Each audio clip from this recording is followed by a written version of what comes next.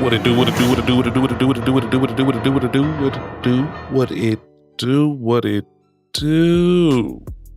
Hold on right quick. One of these VTSs sound like they off. Yep. There we go. There we go. Back in a bit. Hello, hello. Hello, puppet. Governor. Alright, yeah, we in the building. What's going on, y'all, man? Feel like I ain't seen y'all in a minute. Feel like it. I didn't get to come on, Wednesday? Had some car trouble. Tried to get a little breakfast. Fucked around and had to call a tow truck. Shit crazy. But, got that sorted out on Thursday. Thursday had a little issue, little frizzle out, where I had a little female that was trying to come through. Wasted the fuck out of my time. Then Friday, I was out with my mom, like usual. Well, I had breakfast with an ex, and then I was on the phone with my mom for the most part of the day. So there was no point of me actually getting on here because I was on the phone. Like literally damn near all day. But we back now. No excuses. No questions, no pandering. No bullshit, no reasons behind not having reasons. But here we go. If you've seen by the title, we don't have a whole bunch of that dating bullshit. We do have it. It's on the back end if we get that far. But if we don't, a whole bunch of current events, a whole bunch of frizzle frazzle from the internet world. Mostly financial nerd shit. But stuff instead, just stuff. Just stuff. You know what I mean? It is literally just stuff. Anyways, let's go on and get into it, man. You already know what it is, man. We don't play around with like this. We don't dilly-dally trying to get your times up and all that shit, man. We do live stuff over here, man. So, hey, man, I see that YouTube follower or viewer up in here, man. How you doing? Welcome to the show. Good morning. Make sure you drop an emoji in that damn chat box so I know it's real. Outside of that, man, let's go on and get into it, man. You already know what it is. Ooh. Y'all see in the back end, y'all don't need to see my videos. My logged videos. Ooh, dirty money. His empire built on music, fashion, and power. But in the end, it isn't platinum records or sold-out shows defining his legacy. It's what unfolded in a New York City courtroom. This is the case, Sean Diddy Combs. The Diddler. King of entertainment's future decided by a jury and judge. That future, The Diddler. 50 months in prison. 50 months. I wonder if he's gonna get time served too, because that makes a big difference. This is NBC News, so this is actual news, y'all. The jury in Lower Manhattan just found Combs guilty on 2 of the 5 counts and not on the most serious charges. The 55-year-old music mogul was acquitted of racketeering and sex trafficking, charges that could have put him behind bars for life. Sean Combs fell to his knees after hearing that he was acquitted of some of the most serious charges against him. He did seem to strain a little bit when he was found guilty of those 2 man acts. That's the act that the federal government says that he took somebody over state lines to engage in prostitution. A judge has now just denied bail for Sean Diddy Combs. He will remain The behind Diddler. bars pending his sentencing. After the verdict, he actually turned to his family and said, "I'll be coming home soon." That is obviously not the case. Now, as you mentioned, the wait could be a long one to find out if and how much prison time the music mogul could face. Lawyers for Sean Diddy Combs have made another bid for his release as the music mogul awaits sentencing. Combs' lawyers have asked a judge to release him on a $50 million bond, claiming that he's the only person in a U.S. jail on the prostitution charge. The judge had previously denied a request to have him released, saying that his history of domestic violence showed that he could pose a danger to others. prosecutors pushing for Sean Diddy Combs to stay in jail as he awaits his sentencing. Comes after lawyers for Combs filed a motion for bail earlier this week with conditions that include a $50 million bond secured by his Miami home. A former girlfriend of Sean Diddy Combs reportedly making a case for him to be released on bail ahead of his sentencing. Yesterday, a judge once again denied bail for Combs, who's been behind bars for nearly a year. He said Combs, quote, fails to satisfy his burden to demonstrate an entitlement to release. Federal prosecutors want a federal judge to reject Sean Diddy Combs' request to throw out a jury's verdict or order a new trial. Music mogul Sean Diddy Combs now looking for an acquittal or a new trial, according to a report by TMZ. Combs' legal team argues that federal prosecutors used the wrong definition of prostitution when they charged him with violating the Mann Act. Lawyers for Sean Diddy Combs are urging a federal judge in New York to release him from jail, saying he has served enough time behind bars. A judge is expected to rule in the coming days on whether the charges against Sean Diddy Combs should be dropped. Come this Friday, Sean Diddy Combs will learn his fate in court. Prosecutors are pushing for the music mogul to spend more than a decade behind bars. And right now, the judge is weighing powerful letters from both supporters and critics of Combs. That brings us to this part of Sean Diddy Combs' story. A judge sentencing him to 50 months in prison. At times in the courtroom, the judge issuing a strong statement. Combs at one point described as sobbing. And there to watch it all unfold was our court reporter Erica Byfield. You were there throughout. You take us inside your notebook and bring us right to the action. First, the prosecution. Yes, that's how our day started, with the prosecution kind of laying out for the judge exactly what they were hoping for. Again, early on, they had asked for 11 years, and they brought that up again at the very end with 135 months. They said that they wanted to make sure the sentence that he received sends a message to all victims out there that the abusers will be held accountable. And the defense wanted to send a message, and that started with the children of Sean Diddy Combs. Yes, we did. 6 of the 7 children that he has, they were in court today. They spoke in front of the judge. The girls, all 3 of them, were very emotional. You can see in my notes, I kind of highlighted this part that Jess was crying. She's 18. She was just talking about that she was not going to make excuses for her father, but she also said this, that he is still our dad and we still need him present in our lives, because she was talking about the fact that her mother is passed, Kim Porter. So without him, they don't have a parent. Well, honestly, Combs known for making videos, but this may have been the most important one he's made to try to affect his future. Let's play a little bit of what they played in court today.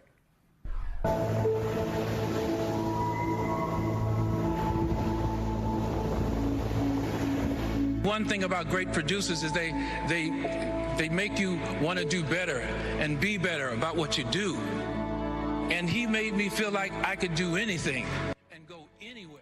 Erica's trying to demonstrate the impact he's had on the culture. How did this play out in court, this video? You know, it got some emotion, even from Sean Combs. There's a point in the video where they show Kim Porter, who I mentioned a second ago. I saw him sitting there at the defense table, weeping, kind of breaking down. This video lasted about 11 minutes. We watched all of it today in court. All right. Well, he didn't testify in his own defense, but there was a lot of anticipation wondering whether he would speak today to try to talk to the judge directly. He did. He did. He spoke for about 5 minutes to the judge. A couple things we want to point out. First of all, what he told the judge is that he wanted to apologize to Cassie Ventura and to Jane, the 2 victims who were here. And then specifically to Cassie, he was talking about the emotional and physical abuse that she endured. For Jane, it was sorry for bringing you into this mess. He also talked to the judge about how his actions were disgusting, shameful, and sick. And he also mentioned his drug addiction here. So there was a lot of anticipation for this, because we hadn't really heard from him in a meaningful way, obviously through his defense attorneys. What else did he say? He said to the judge that people can change. And that was kind of a message we saw throughout the proceedings today, that message they were trying to push. And then he begged for mercy here at the bottom, twice telling the judge, I ask for your mercy, your honor. I beg for your mercy, your honor. And that all leads up then to the judge, Erica. And throughout the day, correct me if I'm wrong, he had been signaling, though, that there was going to be some jail time here. We were wondering how much, but tell us about what the judge finally said. Yeah, the judge basically said that there was going to be some serious consequences. When we heard that, we knew something was coming. Before he got to the actual sentence, he said that he was no John, speaking to Sean Combs about the allegations, saying that he was worse than that, and that he wanted to make sure that the sentence that he imposed would ensure that Sean Combs Combs would not commit another crime, and at this point, he was not convinced that that would happen. He used some strong language, quoted some of the testimony that was there. You were there. What was the reaction? What was Diddy's reaction when the sentence was handed down? I looked at him. I didn't see anything right away, but I did notice as he was leaving the courtroom, it was quiet. And he looked at his kids. He mouthed to them, "I love you. I'm sorry. I'll be okay." Okay, Erica Byfield. Look, the sentence won't just define how long Sean Diddy Combs stays behind bars. This is going to shape in some way his life and what it looks like when he walks out. What happens to the man, the brand, and the entertainment world once time is served? Lauren LaRosa from The Breakfast Club joining us.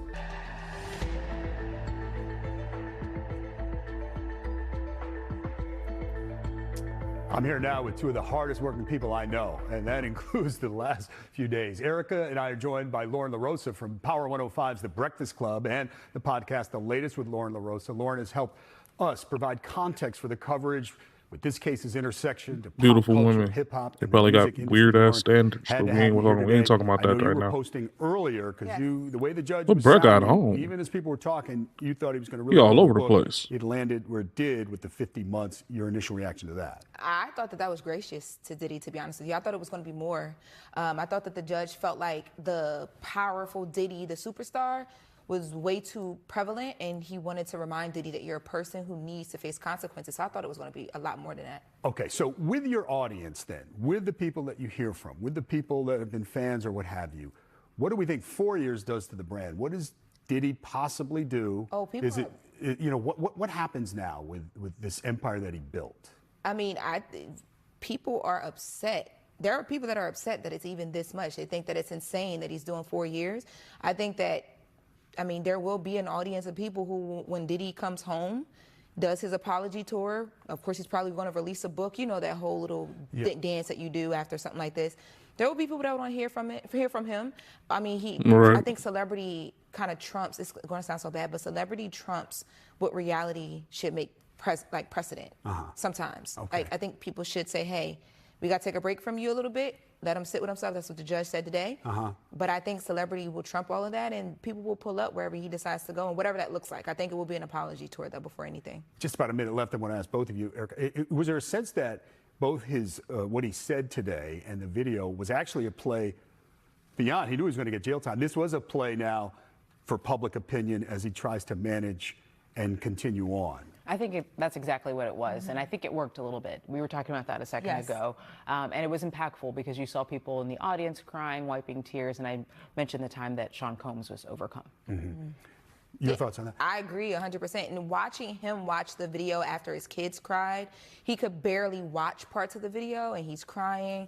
It was very. I think the video, his kids, and him speaking saved the rest of his life that he has when you talk about something like this. Okay, all right. Well, listen, I want to thank you both for your coverage throughout, both here on the case and of the case itself. It's been extraordinary. You two, and thank you. You helped us understand this so much better, both of you.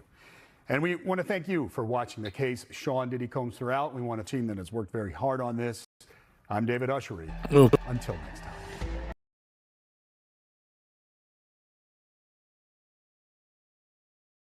They didn't break down shit. I thought they were gonna break down what was going on. But long story short, man, 50, no time served. So that means he's gonna be up in that bitch for about what, 3 years? Is that what that is? 3 years or something like that? 4 years? Yeah, 12, 24, 36, 48. Yeah, that's 4 years. 4 years is some change. So after that, the diddler will be free. We have to watch our buttholes again. But until then, man, hey, it is what it is. I think, if I'm not mistaken, man, like they said, it was mostly the manned act stuff. So the flying hose out and all of that. Which means, fellas, don't be flying no hoes out. Because if you fly some hoes out, you're probably gonna have to deal with the consequences. 4 years in jail, flying out hoes. I ain't flying out shit no more. I don't care. She gotta buy her own ticket and come. Ugly out here. Cancellation All campaign right. has gone so viral. Netflix, with massive hundreds of thousands losses. of people She says canceling that. their Netflix subscriptions, including Elon Musk. It's the #1 trend in the world, and Netflix has lost billions of dollars in their stock. You can see right here. I mean, we can pretend like this is something new, but this has been happening. This is why people think that Hollywood is out of their minds. The counter to this would be shows that are that blatantly, and this sounds crazy, right? Because this they would call hate. A show about a young boy and girl who wants to build a family and only believes in 2 genders. They would call that hate. Just in, Elon Musk says he canceled his Netflix subscription for pushing transgender ideology on children. A Netflix boycott is now going viral on social media after Elon Musk himself is now behind this, and a lot of people are following suit, posting screenshots of people canceling their memberships, and it all revolves around one person called Hamish Steele. This is a person who wrote a nasty message about Charlie Kirk that you can read here after he passed away. All right, let's read it. It says, "Why the F are you even commenting on this? D-head. You sympathize for any families being slaughtered by your weapons, but a random Nazi gets shot and it's a public statement. You're such an effing evil shit." And so this is the creator of this show. Obviously, you can already guess his political leanings. But Hamish Steele is also the creator of a show called Dead End Paranormal Park. This is a cartoon for 7+-year-olds, and it's about a trans kid who runs away from his homophobic grandma and finds a new support system while he gets a job at a haunted house, which is actually a portal to hell. Like, that's a real thing. It's a portal to hell. They discover that in the show. And also Barney, the transgender I kid, remember seeing this. has a pet dog who gains the ability to speak after being possessed by a demon. What? This is crazy. This is a show on Netflix. I actually watched this too. I ain't gonna flex. I didn't. Scooby-Doo. I mean, I saw it was SpongeBob SquarePants. The days where you can just watch stuff and kids don't really have to worry about learning some weird hidden agenda that they're slipping into these shows. Right. And then whenever you look behind whoever's creating these shows or the companies behind them, it all makes sense. So parents, just be careful when your kids are watching TV because you just never know nowadays. Yeah, you do know. I mean, we can pretend like this is something new, but this has been happening. What age do you think most trans kids determine that they're trans? Violet told us when she was 1.5. She's been telling us she could speak. So she knew since birth. What motivated you to come out here today? We're supporting our child, Violet, and her access to the medical care that she needs. Yikes. We're here for her rights and her ability to be who she is. Look at this guy. She's not going to let anybody silence her, and we're not going to stand in her way. Are you concerned about how this case The would affect fuck? Arizona, or do you think that would have an impact there? Yes, 100% we're concerned, and we've discussed having to move, which we don't want to do, but... A 1.5-year-old isn't saying anything about This is why people think that Hollywood is out of their minds. This is why people don't trust TV shows anymore. I bet you for most parents today, at least I'll speak for myself, I'm careful about putting on something new on the television for my son. My wife and I try to make sure he doesn't watch much television at all. But, sometimes we'll have something playing, but we're careful. We're careful. This isn't a surprise. I think that the counter to this would be shows that are that blatantly, and this sounds crazy, right? Because this they would call hate. A show about a young boy and girl who wants to build a family and only believes in 2 genders. They would call that hate. Absolute hate. And that's why average people believe the world is going mad. These comments say, canceled mine a while ago. Somebody else here says, free thinking and demonic are totally different. Somebody else here added, I am done with Netflix. Yeah. So will I be canceling my Netflix account? Probably not. I'm going to monitor my children more. Some people will decide, hey, this is crossed the line for me. Now, is there a point where Netflix can cross a line where I just can't support the company anymore. Yeah, but this definitely isn't it because we've been seeing this. Okay, we're gay, but we're in Barnes & Noble's and there's a kids book section, a gay kids book section, and this shit is crazy. Look at this. Okay, there's the gay BCs, right? Bye-bye binary. What the fuck? Bye-bye binary with a mohawk on a baby. Gay BCs. Ain't nobody got time for that. Okay. What? A is for arrow and ace.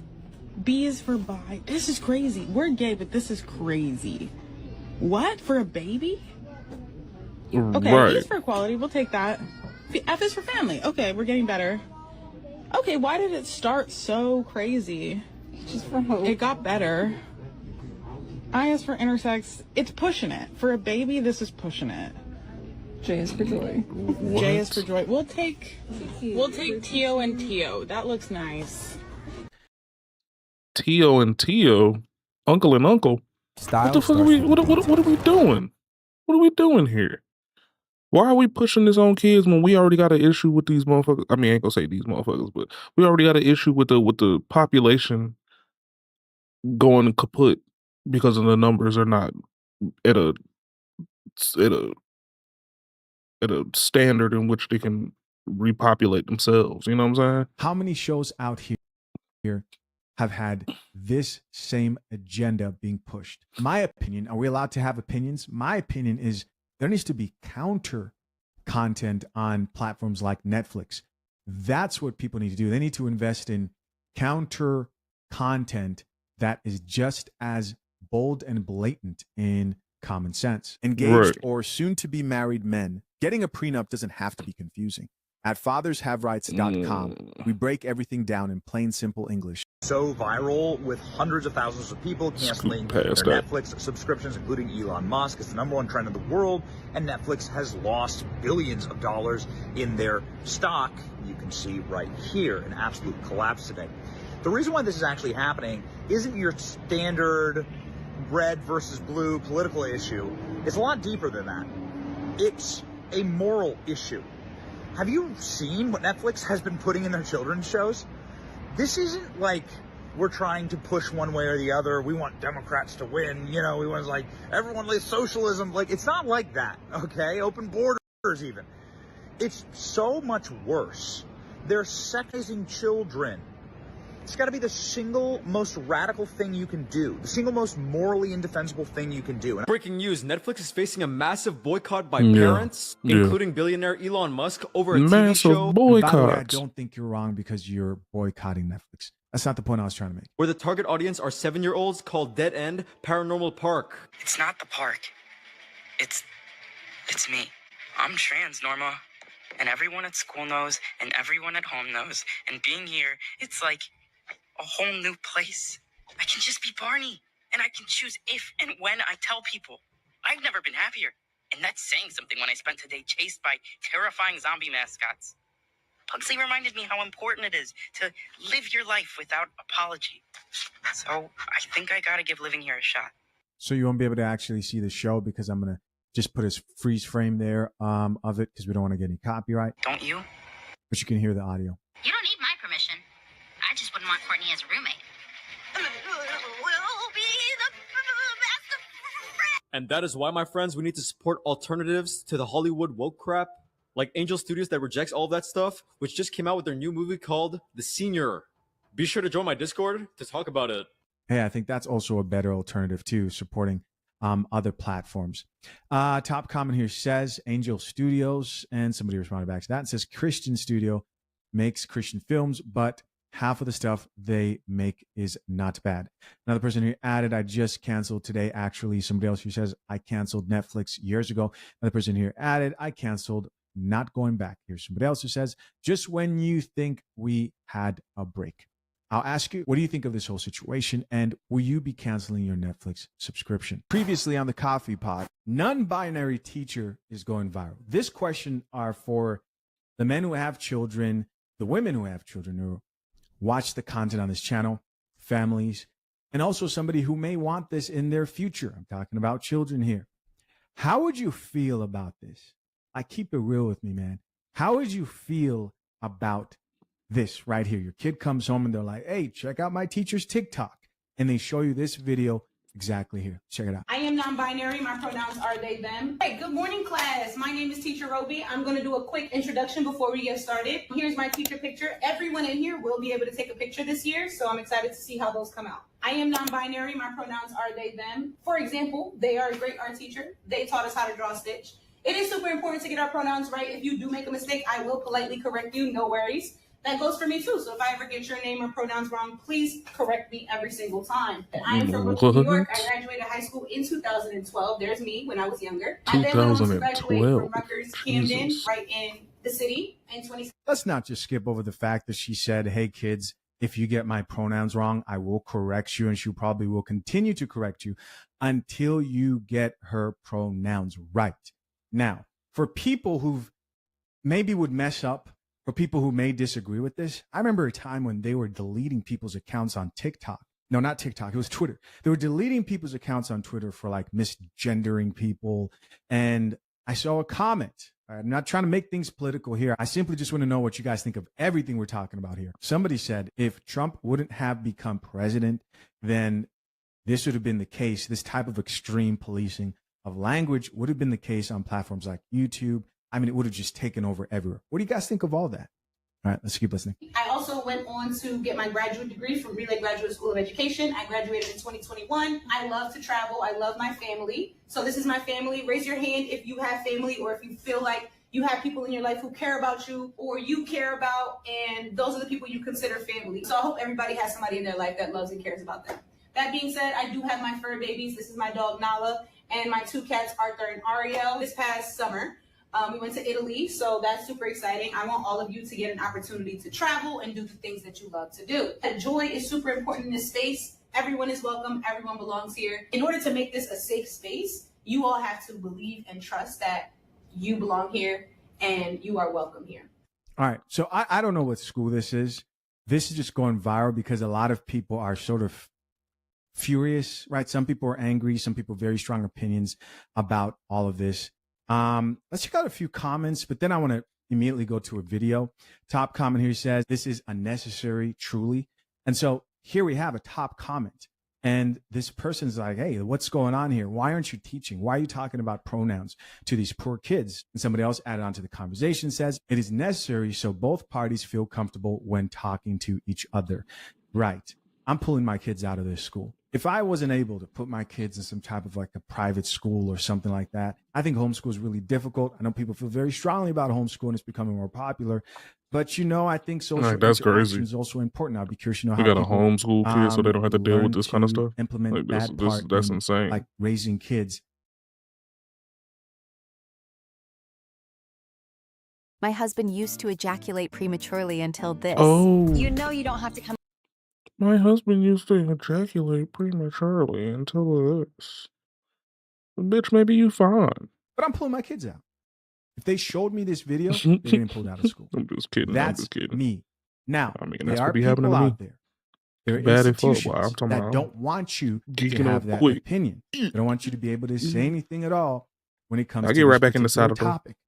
But I think this is part of the reason why so many people look at like extreme liberals and they may relate to them in certain areas of life, agree with certain values. But then when it comes to stuff like this, when you're talking about kids and you're talking about correcting kids over and over again who mispronounce someone's pronouns, that's when parents start protesting and they start thinking that, okay, this is a crazy place and not an actual school. Another commenter who says, I'm a non-binary teacher and the students happily correct the adults in my building for messing up my pronouns.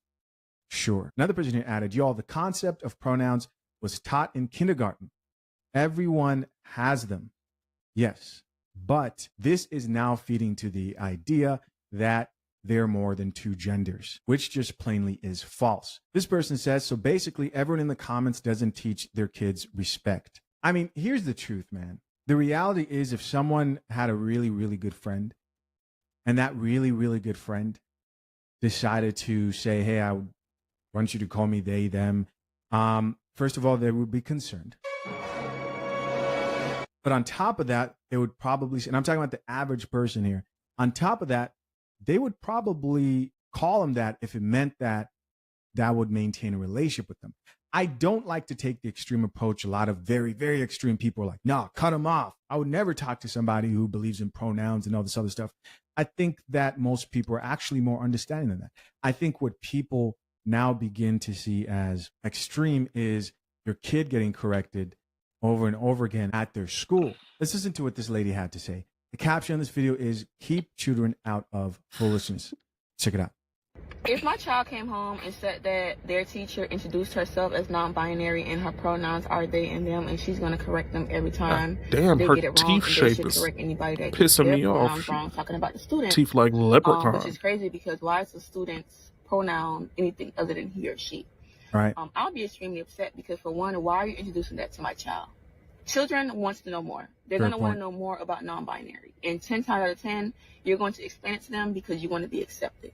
In my household, I don't know about anybody else's household, but it's he or she, no matter what you look like or what you dress like.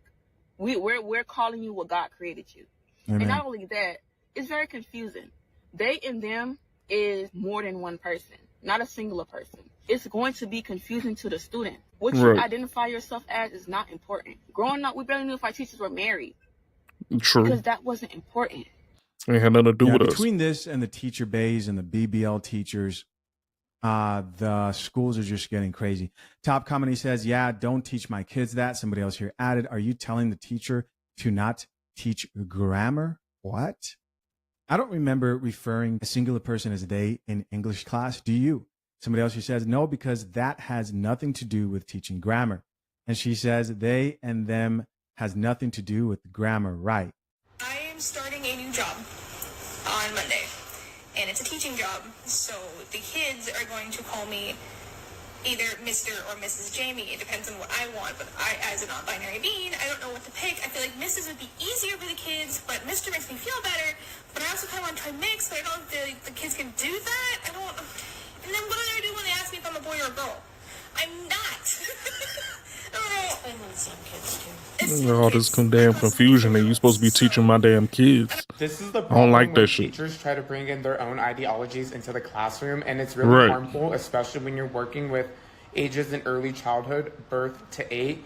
Children's brains are 90% developed at the age of 4, and we don't need to confuse them because you're confused as an adult. I don't understand what is so funny about intending to confuse young children during their primary developmental years. And I don't understand what is funny about an adult who doesn't know their own identity. Kids are very, very impersonable. And so if they see their teacher and they are non-binary and they're a little intrigued by it, they're likely to adopt those ideologies or to lean into those ideologies. And because of your personal beliefs, you're going to say, oh, that's them just finding who they are, when it's really indoctrination. Can we let children be children? How is this person around children? Like, do they not have the primary courses in early childhood education that they're supposed to have before they work in early childhood education programs? Are they formally trained in early childhood theories and methodologies and curriculum? Do they understand developmental milestones and family theories? Do they know how to behavior manage and parent coach while still tending to the needs of children as a primary caregiver? I'm going to say no, and I'm also going to say that this woman has no idea how to do this for herself. Like, she doesn't even know her own identity. Like, she's clearly working on taking care of herself, so why is she going to be allowed to look after, care for, and be in charge of the education of 4-year-olds? As a former early childhood special education teacher, as a developmental specialist, as a parent coach, like, I have done it all. I don't know how this person got into early childhood. We need to protect our children. Like, let kids be kids. I said what I said. Did I stutter? Yo, like, be so for real. Somebody else who says changing teachers immediately. Right. I think most parents would change teachers. Most people are going to change teachers. Somebody else who says everybody uses pronouns. Why is this inappropriate? Well, it's inappropriate because you're trying to again, push that narrative that there's no such thing as male and female, which then leads to a whole bunch of issues that regular people disagree with. Somebody else here added, I promise you, it won't be that confusing. Somebody else who says, I really miss when I didn't know anything about teachers. Spotting a teacher at the store used to be a canon event. Now I know more than I care to know about. Here's somebody else who says, like, why do students need to know your personal business? Right. Yeah. And then That's I the saw main this thing for me. video.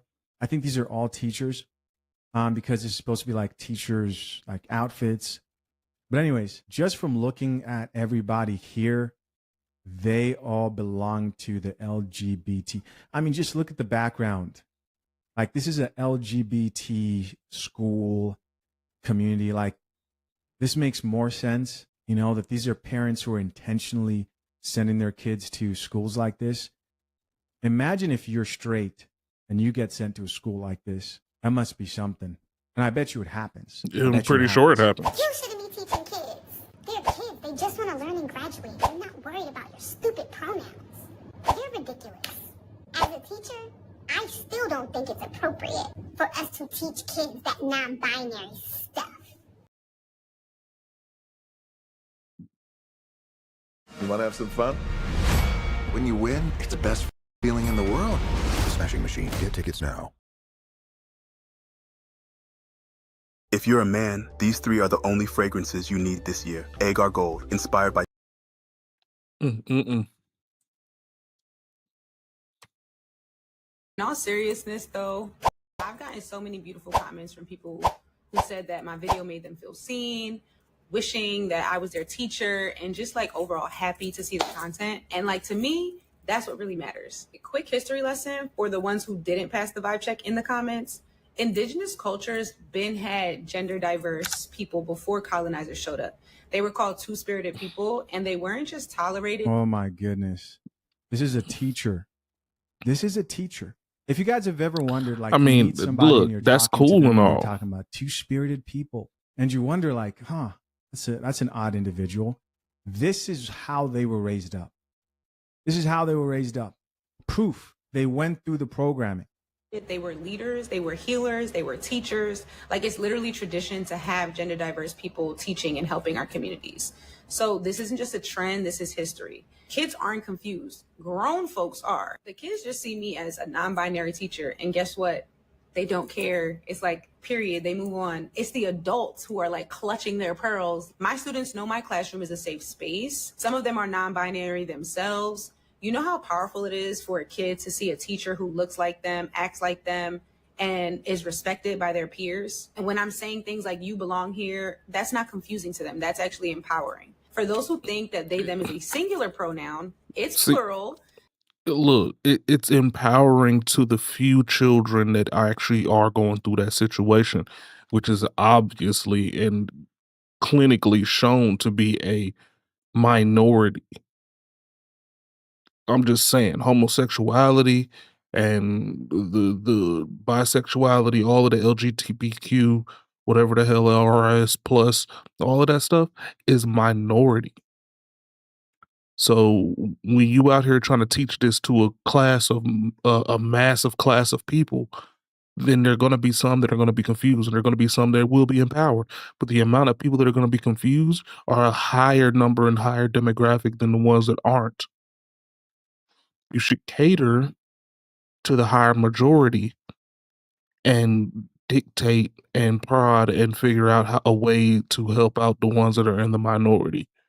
So if you have kids that understand that, or kids that want to ask more questions about that, they can ask more questions about it outside of class time. That should not be a huge time chunk wasted in trying to educate people on the minority of sexuality when it comes down to the population in mass. There's no reason for my straight kid that knows where he wants to go in life, that's doing what he wants to do and doing whatever the fuck he got going on. He is a he, and he's not confused about whatever he wants to do. Should be sitting here listening to 20 minutes of you trying to explain what's the difference between you being a girl and you being a who knows what you want to be called. You know what I'm saying? There's no reason for us to have a 30-minute conversation about your pronouns If my child isn't confused and isn't going to get empowered by this, he's going to be confused further. You know what I'm saying? Like, simple as that. Didn't you see the example that I said on the board? If you didn't see the example, here's another one. Somebody left their phone. I hope they come get it. You're not going to say somebody left their phone. I hope he or she comes to get it. Like, be for real. Why do I do this? Because I want my classroom to be a place where kids feel safe, seen, respected, and honestly, half the people leaving nasty comments, if they had a classroom like mine growing up, they probably wouldn't have so much hate, and there just wouldn't be so much hate in the world, period. Our kids deserve better, and so do you. If I'm being honest, it's really not that hard. Love you guys. Now, I don't think that anybody needs to hate anyone, right? I don't think that. I don't hate her. I don't hate anybody who may look at things differently than I do. But I do think that her calling the adults who are like, this sounds confusing, and she's saying the kids are not confused, the adults are confused, I think she's just wrong. She's just wrong. And the problem with this whole thing is this isn't about the people who want to play this new game. What do I mean, new game? This is like, okay, this is how we've been addressing everybody. Hey, I want to change the rules of this game. Instead of this, I want to add this element to it. We don't want to play that game. We want to play the game the way we've always played it. That's she, that's he. We don't want to add this new rule to. See, my thing is I can care less about any of that part. You're in a classroom full of 30 some odd kids. There's a possibility that maybe 4 of them are in a state of gender dysmorphia or in a state of confusion as far as pronouns go and how they feel internally. These are things that need to be put up with a guidance counselor or their parents. It shouldn't be something that should be taught in mass to every last kid that has absolutely no issue with what they want to be called or what pronouns that they're getting deemed as. That's what the issue is. You're just building confusion on top of stuff that has absolutely nothing to do with whatever you're trying to teach, whatever subject that you're in charge of teaching. That's what the problem is. Monopoly or Uno. We want to play this game the way we've always played it. But all of a sudden, a group of people say, you know what, we kind of do want to play it this new way. Cool, you guys go over there and play the game that way. We'll play the game the way we've been played it. The only problem is that new group of people who want to believe things that aren't true or add these new variations of he, them, they, whatever, are mad that you don't want to play the game the new way. And that there is the problem. Hey guys, as always, I appreciate you checking out yet another episode of the Coffee Pod. To my currently engaged or soon to be married men, if you need a prenup and would like a guy, we're gonna keep it moving. I got going on here, man. Hertz does deal with Amazon to be able to sell cars directly to consumers. Just by thinking about it. Dealerships are not happy. Amazon, Hertz, new deal, and they basically pricing out dealerships. Let's get to it.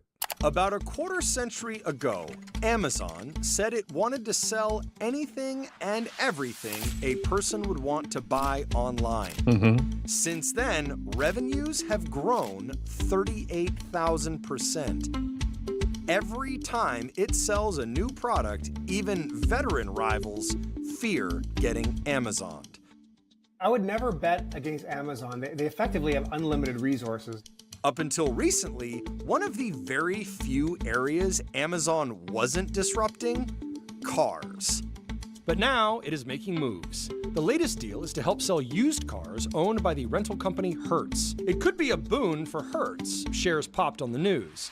It could also help Amazon build up what is still a fledgling business. One loser could be dealers. When you get a giant like Amazon retailing, the largest supply of used cars in the nation, coming from the large rental companies, it can scale and escalate very, very quickly. Okay.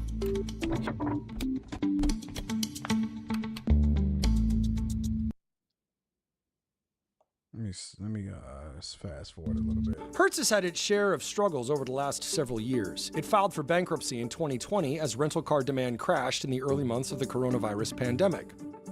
It relisted in 2021. Shares fell nearly 10% on the first day. Management said in 2024 it was undertaking a critical transformation. Activist investor Bill Ackman took a stake in the company in April 2025, saying it was undervalued. shares soared. A 4.1% position in Hertz as of December 31st. That news sending shares sharply higher in the session, as you see. I'm told from a person familiar that the stake is actually much, much higher than that. Q2 2025, the company said, was its best quarter in 2 years. Gil West, the CEO, would say, hey, important progress made over the past year and a half, since he's been there, but much more work to be done. They still need to get more efficient on. Y'all hate dealers that much?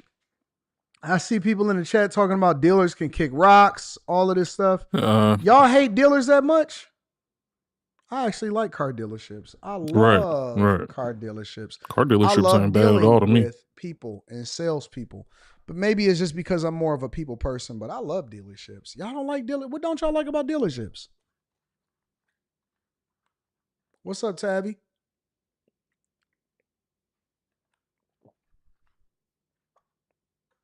I love dealerships. I think it's going to be very, very, very, very, very difficult. And I could be wrong. I think it's going to be really difficult for Hertz to, not even Hertz. I think it's going to be difficult for Amazon to transform the process. Like, I don't know how you would be able to sell used cars online. Just like Carvana. Cars are one of the rare few things, right? Cars and homes. This is why I invest in real estate, is because real estate is one of the few industries as far as owning real estate and then leveraging that to, ensure that you continue to generate revenue and profitability. And then obviously it becomes a really good tax haven and all of that stuff. Homes is one of the things that can't be upended when it comes to AI. Now, selling homes or eliminating real estate agents, or how you able to do it, how you can see it, whether or not you can actually travel, all of that stuff. Like, you can use the technology to be able to do things differently. But homes and cars are a very, very, very difficult thing to disrupt, right? And so they've been trying for years to do it. I do like the fact that you can buy a new car online, right?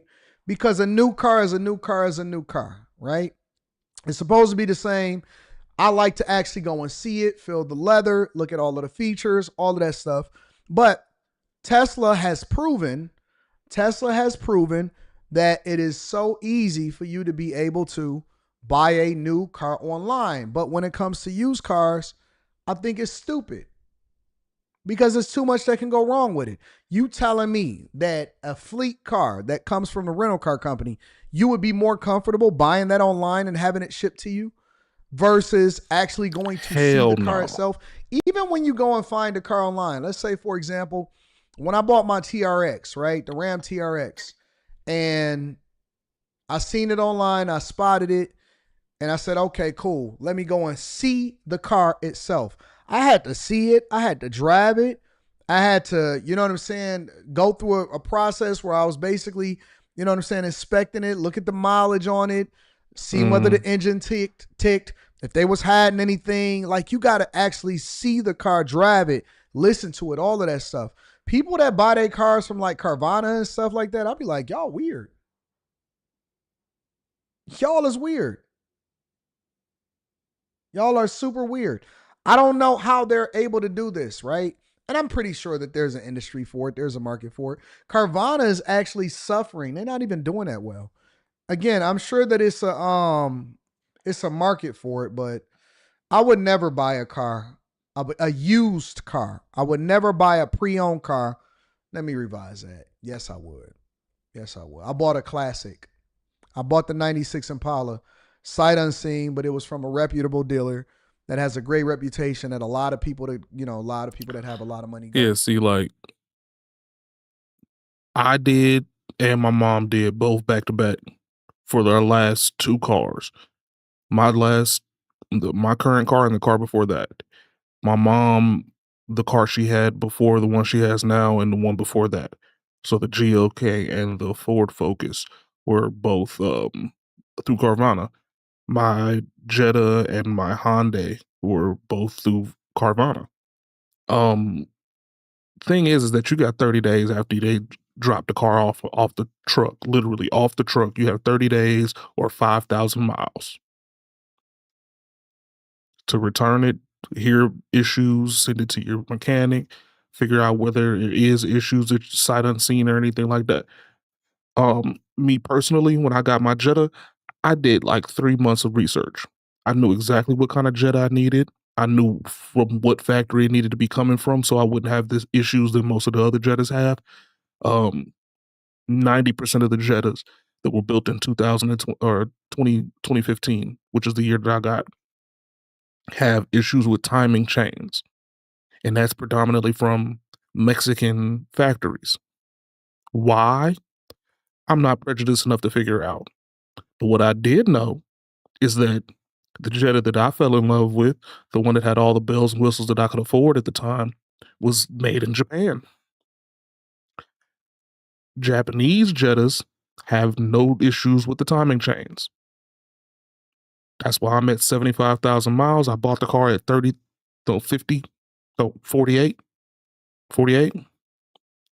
And it was a garage queen, pretty much.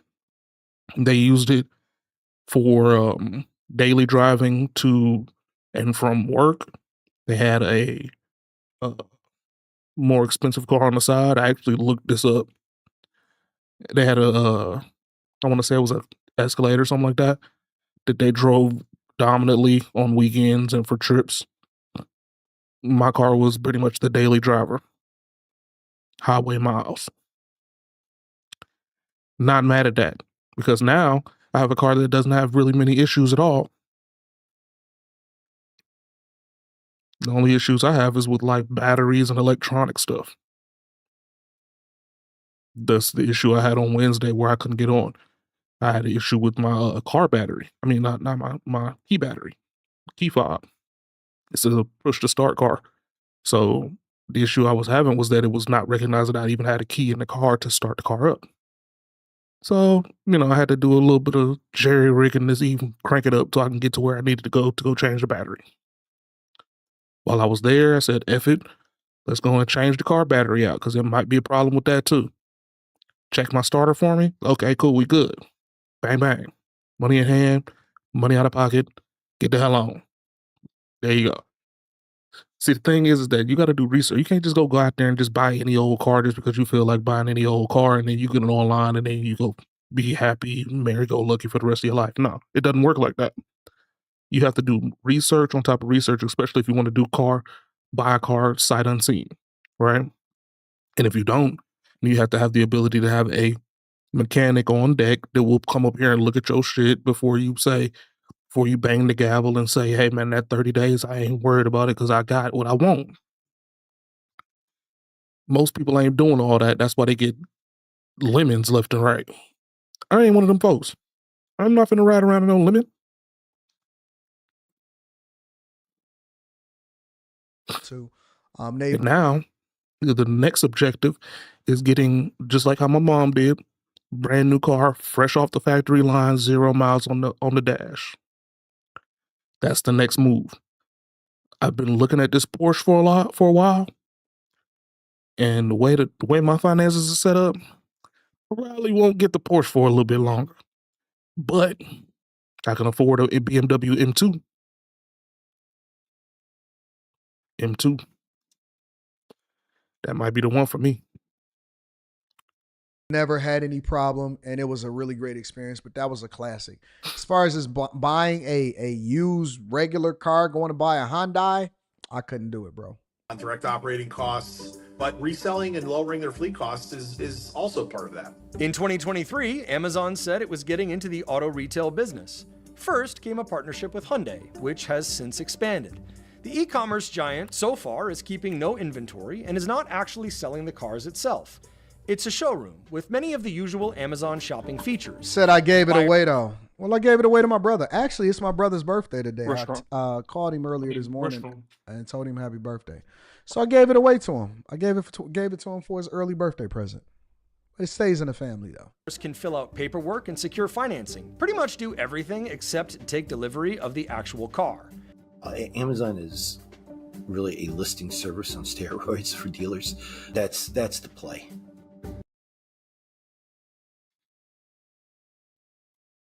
This is what the world's most advanced PC looks like.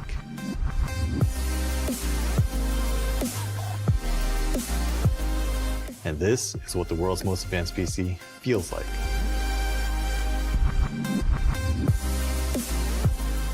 This is what we do at Digital Storm.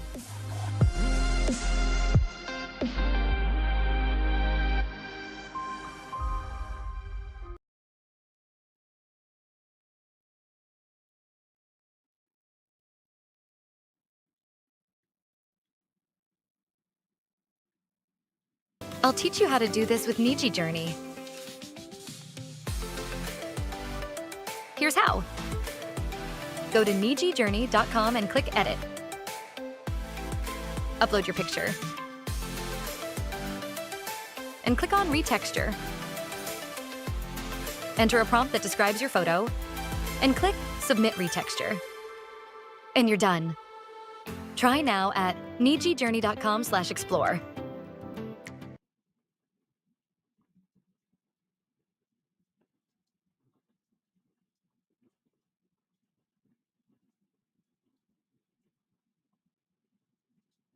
The real money for Amazon, banks said, is in digital advertising, which made $56.2 billion for the company in 2024. He clearly set that up as a strategy to go after Google and Meta. It's high margin. I think what Amazon is trying to do is capture as much data as possible on the consumer, so then they can target or provide the consumer with much more targeted advertising. Hertz has about 560,000 vehicles in its fleet. That's a lot of cars. Rental companies sell these cars off after about 18 to 20 months of renting them out, although Hertz said that as of September 2025, 80% of its fleet was less than a year old. They resell a couple 100,000 cars every year just in the US. And, you know, we're talking about several $1 billion worth of inventory. There are several ways a rental company sells off a fleet. Some cars go into auctions where dealers buy them up. Less than 10% in Hertz's case, but around 15 to 20% for the rest of the industry. Some cars are sold directly to dealers. Hertz sells much of its fleet directly to consumers. It lists cars on its own website, sells online through used car seller Carvana, and lists on sites like AutoTrader and Cars.com. The company has 45 sales locations in the US alone. It also has a rent-to-buy program. Rent-to-buy? Hertz and Amazon declined CNBC's request for an interview. Rent-to-buy? John Pasamato is a former Chrysler Plymouth dealer and an auto industry entrepreneur. In an open letter to the head of the National Automobile Dealers Association, y'all rent to buy your Pasamato cars? said this partnership poses a threat to dealers.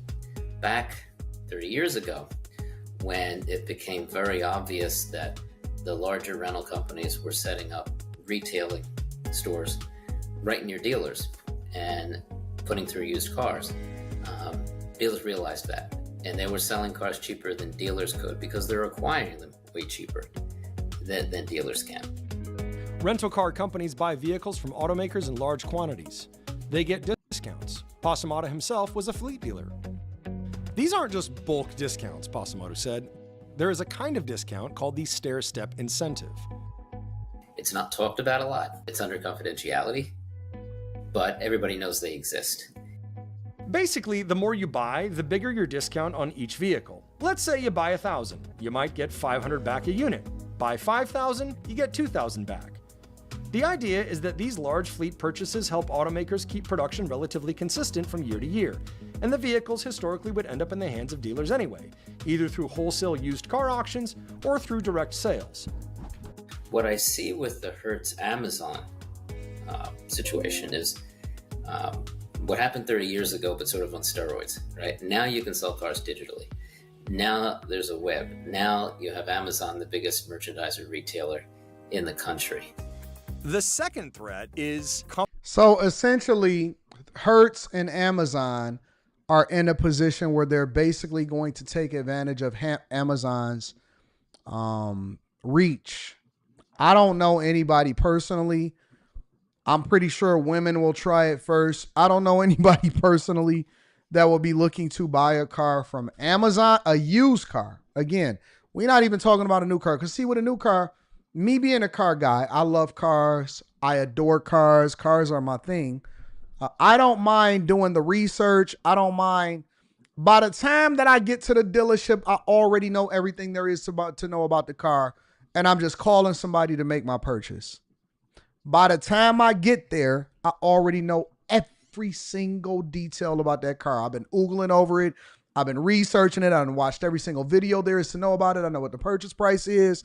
I know the whole process. I done already stacked for it, and I'm ready to purchase. So it might be a little bit different for me when it comes to buying a new product. But when it comes to used products, man, ain't no way in the world that you're going to get me to ever buy something used on the internet that's not a classic that I will be driving as my daily and think that that's going to be cool.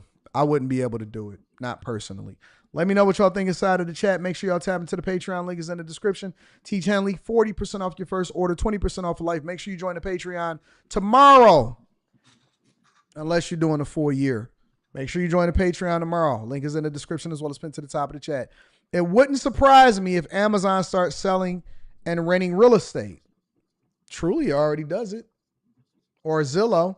You can go to Zillow right now and they'll be like, hey, we'll offer you this amount in your house immediately, which I think is dumb because you can't offer that on a house sight unseen.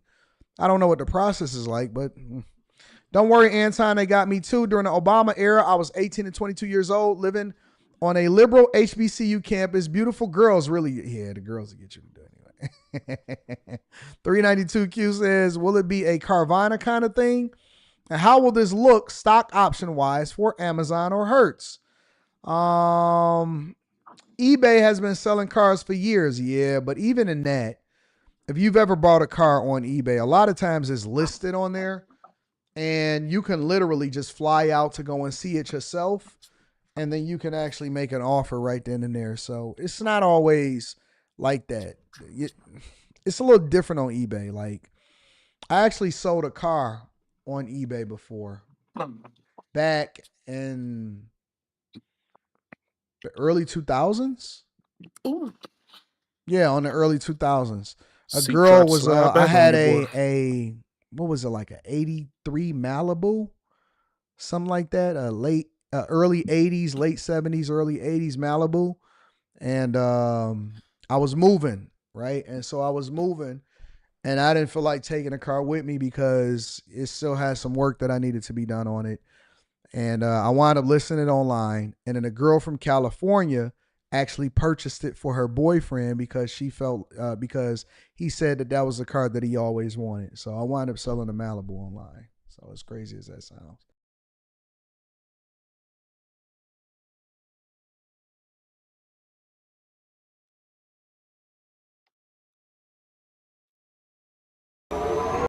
Whew. Had to hit that porcelain throne real quick. So, Electronic Arts just sold their company for $55 billion. And a lot of people are asking, what does this mean for the future of Madden, college football, other games, and what does all of this actually mean? Because this is something that came out of nowhere and we didn't really expect it. Now, a bunch of different sites have reported on this, but I'm just going to use Insider Gaming because I use them as a resource a lot when covering different news about Madden and college football 26. And if you're new to the channel and you never want to miss out on any important news for either of those games, make sure to subscribe and turn the bell icon on because there's always updates, news about upcoming games, and more. So let's dive into this new sale that kind of came out of nowhere and talk about what it could potentially mean for the future of Madden and college football. It says here, EA has announced a definitive agreement for a $55 billion sale to a consortium consisting of PIF, Silver Lake, and Affinity partners. News broke last week that indicated a sale was close to the group, which includes Saudi Arabia's Public Investment Fund, and the company has now confirmed the deal. The terms of the agreement state that the consortium will acquire 100% of EA, with stockholders receiving $210 per share in cash, which represents a 25% premium of EA's unaffected share price of $168.32 at market close on September 25th, 2025. This marks a new era for EA. Now, it is interesting that Saudi Arabia is a big part of this because, I mean, if you've been following sports over the last few years, I mean, they're kind of taking over a lot of these different areas. They're trying to just lead entertainment, and I mean, this is just another example of that. Now, to continue on in the article here, it says, a statement from EA says that PIF, Silver Lake, and Affinity Partners bring a deep sector experience, committed capital, and global portfolios that will offer unique possibilities to blend physical and digital experiences, while the sale represents the largest all-cash sponsored take-private investment in history. Andrew Wilson, chairman and CEO of Electronic Arts, said the deal was a powerful recognition of the remarkable work delivered by EA's passionate teams, and the company will continue to push the boundaries of entertainment, sports, and technology, unlocking new opportunities.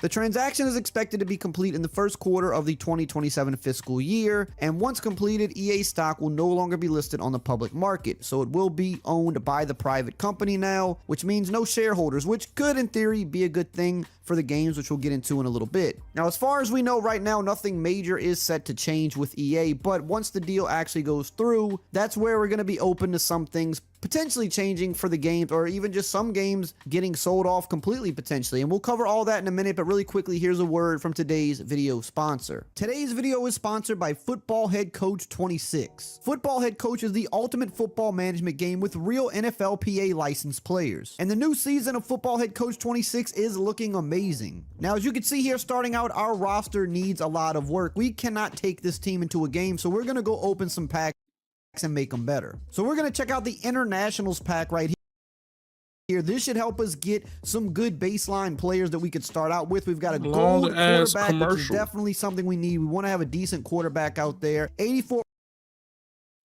barcode on the screen. Now, shortly after the announcement of this sale came out, there was another article that dropped that said new EA owners hoping AI will cut costs and boost profits, which this is a little bit of a red flag for some people here, but let's see what the article says. It says Electronic Arts new owners are banking big on AI in the future for the company. According to a new report from the Financial Times, the ownership group is betting on AI being able to significantly cut EA's operating costs. Per the report, the enhanced use of AI will be used as a way to also boost EA's profits in the coming years. This will allow the new owners to manage a large debt load on a company that historically carried limited net debt. So because they're taking on all this debt, which is kind of something that EA had not really done much in the past, they're trying to figure out ways to kind of cut costs, increase the profits quickly so that they can make their money back.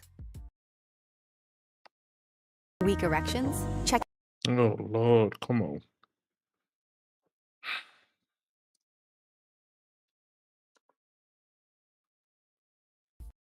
On Monday, it was announced that EA will be sold for $55 billion to the group. That includes Silver Lake, Saudi Arabia's public investment fund, and an investment firm from Affinity Partners, owned by Donald Trump's son-in-law, Jared Kushner. Now, what does this mean for the future of the games? Well, the big thing that a lot of people are asking is the NFL license. Now, it was reported months ago that EA and the NFL had a deal in place. It was not finalized, it wasn't signed yet, and it said they were still ironing some things out, but the deal was pretty much all but done and agreed upon. As the NFL wants to remain exclusive, they did not want to open the license up. EA was supposedly open to working with an open license because they don't really fear that they're in a position where things would change too much for them, and they didn't want to have to pay the amount that the NFL charges for that license. But the NFL wants to remain exclusive, and they want to remain with EA, and they want EA to keep paying them that big sum of money that they had been paying. So the deal was in place. Now that the company's been sold, people are wondering, what does this mean about that? Will the new owners come in and say, hey, we don't want to pay that much for the license? And then in that case, would the NFL open it up, or would they go to another company?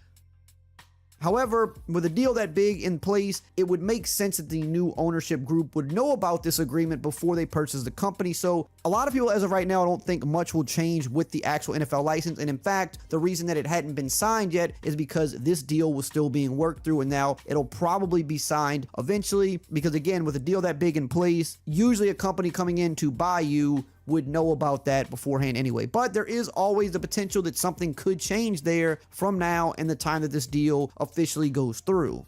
The other thing people are wondering is, without shareholders now, will that allow the games to maybe do some things differently because they don't have to answer to shareholders? I don't really personally think this is going to make a big difference, because you're already seeing that they want to include AI to cut costs. And the thing with shareholders is that they just want as much money as possible. And even though there's not going to be shareholders now, this ownership group that's still what they care about too. They want to get out of this debt. They want to start printing money with this new company that they have just bought. So I don't really think it's going to be a major difference from having shareholders. They're still in it for the money. However, without having to answer to shareholders, there is always the possibility that maybe some things can be loosened up in other areas, and maybe they will potentially have some more money to work with down the line. But right now, they're looking to use AI to cut costs, so that's not the greatest sign. They're probably going to sell off some of the studios inside EA that they don't really have any interest in. I don't think sports has to worry about this, because that's really one of the biggest selling points of EA are the sports games like college, Madden, and the soccer game.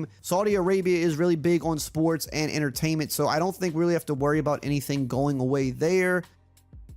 How will they use AI? That we really don't know. There's been some speculation that they could use this for art-related things, which is probably the easiest way to implement it, although I'm not really a big fan of that because I think artists should get paid. However, that's probably one of the ways they're going to be utilizing it. They could potentially also utilize this to cut costs in the QA department, which is another thing I'm not a fan of, because that's one area where EA could stand to get better, in my opinion, and it's an area that they've supposedly cut costs in the past. You know, we see the games launch, and a lot of times they have these issues that have to be ironed out with the first few updates. So if you're cutting costs on QA, you know, that could lead to more of that. So the really big thing here is that a lot of people are going to speculate one way or another about what this means, and we don't truly know until we see it go into effect, and we have a little bit of time before that happens. But the big talking points that I've mentioned that people wondered about, mainly the NFL license, as of right now, we have no reason to believe that that is going to change, and we don't really have to worry about the games going away as well. However, we could see some costs cut in certain areas, which could be problematic for the games down the line, but they're also interested in finding, you know, more ways to grow these games and add more entertainment value and also make more money. So there could potentially be some things down the pipeline that could maybe be exciting if they're really going to put their money there and try to do some new things in this space. But that's something we'll have to wait and see. But for right now, that's really all the news we have. But I did want to speak on it because a lot of people were asking questions about what this potentially meant for us going forward. Now, there are some really important settings in Madden 26 that you really need to know about. And if you haven't checked out this video, I highly recommend it, because this will have you winning a lot more games in Madden 26.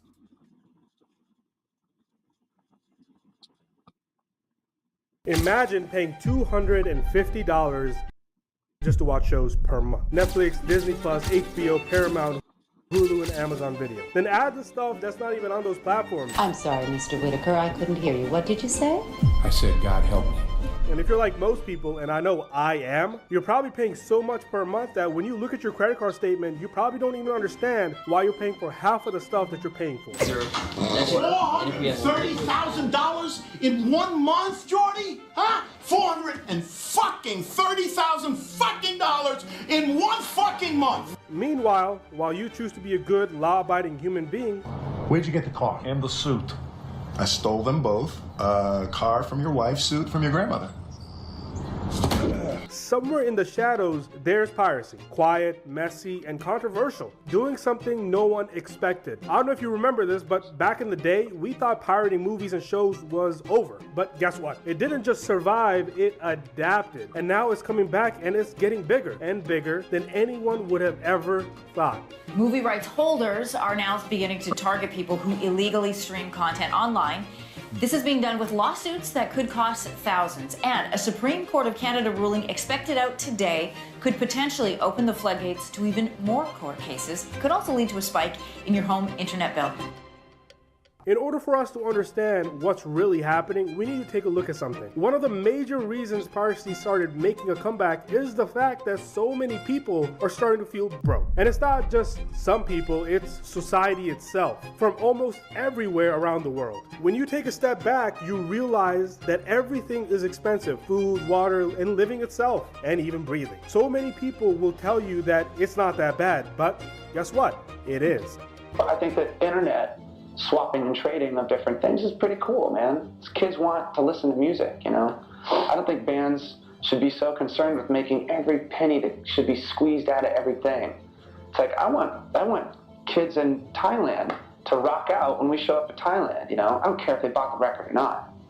If they download it off their computer, right on. If they taped it off of their friend, right on. It means they like music.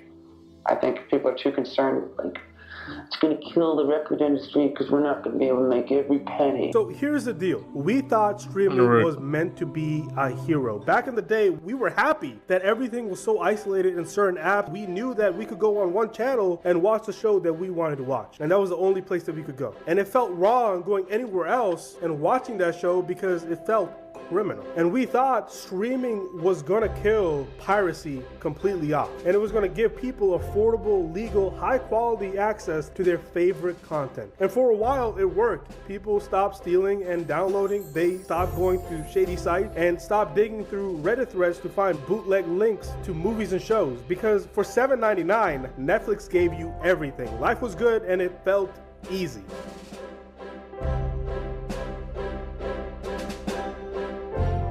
But then as time went on, the big studios got greedy. They looked at Netflix printing money and thought, we want what they have, subscriptions, guaranteed money. So they all launched their own platforms. First it was Hulu, then it was Disney Plus, then it was HBO Max, then it was Peacock, then it was Paramount Plus, then it was Apple, then it was Discovery Plus, and then it was ESPN Plus, and then it was YouTube Premium and Amazon Video. Well, now it's just chaos. The pie that everyone wanted is now gone. We ended up getting crumbs that got scattered across dozens of different apps, and it became more expensive. Now the average person has to juggle 6 to 7 different streaming subscriptions just to keep up with the shows they already love. You want to watch The Office? It's on Peacock now.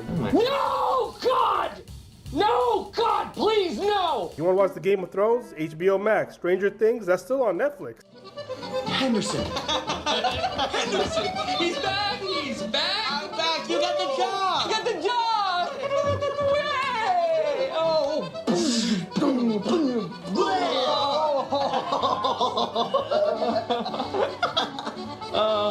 How many children are you friends with? But wait, The Crown is only on Netflix, but outside the US in some regions because they removed it. Want anime? You'll need Crunchyroll, you need High Dive. Want K-dramas? Then you need Viki. Want sports? Well, good luck. To give you some perspective, I know you think this is overwhelming. The average person in the US spends close to around $508 a year, and that's just $48 a month just on streaming subscription. That number right there, yeah, it puts it into perspective, doesn't it? The system that was supposed to replace cable just became cable again, except this time it's even less convenient, it's more expensive, more restrictive, and more annoying. And so many people started looking for another option again. And waiting in the shadows was piracy. But this isn't piracy, you remember, not LimeWire or sketchy zip files anymore. This is a generation of piracy that is slick, it's modern, it's called streaming. Platforms like F Movies, Soap Today, 123movies.la, and WatchSeriesHD.tv have risen and grown to take over the underground. And now it's not even the underground anymore, it's actually above the ground because of so many people being attracted to it. And this time, they're not hiding behind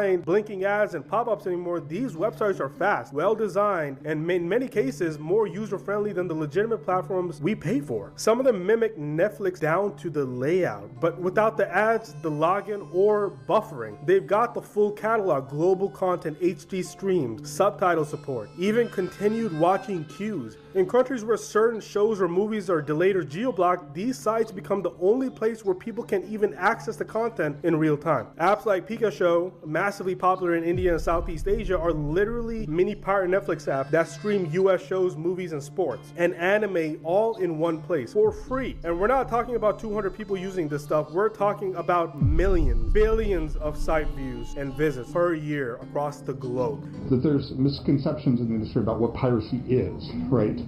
You know, there's assumption that what is piracy? Piracy is about people want to steal stuff from you, right? That they don't want to pay any money and they want to get your content. But when you look at the fact that these people have, you know, $2,000 PCs and, you know, they're spending $50 a month US more on their internet connections, clearly they're willing to spend money. In fact, recent data from the analytics firm Muso found that there were over 215 billion visits to piracy websites globally in a single year, with over 80% of that traffic focused on streaming. But here's what really stands out. Most of the people pirating, they already pay for streaming services. They're not avoiding paying. They just feel like they're not getting enough value for what they're paying for. I realized that there's a cheat code you could do on Netflix apparently where you can Control-Shift-Alt-D. And when you hit Control-Shift-Alt-D, what you see is that you are actually getting a low bitrate 720p stream, even though you paid for 4K. Are they actually ruining the experience for somebody who's using a computer because they want you to use closed source platforms that give you more control?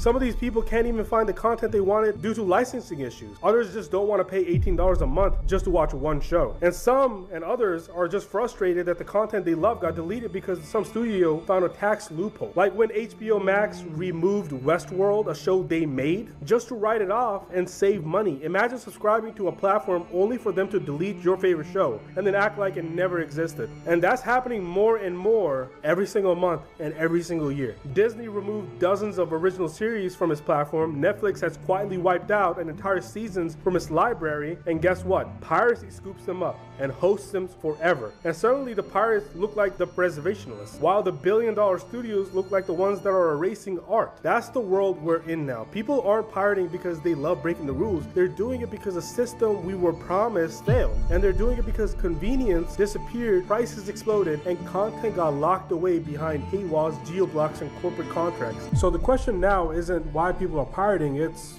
why would they stop now?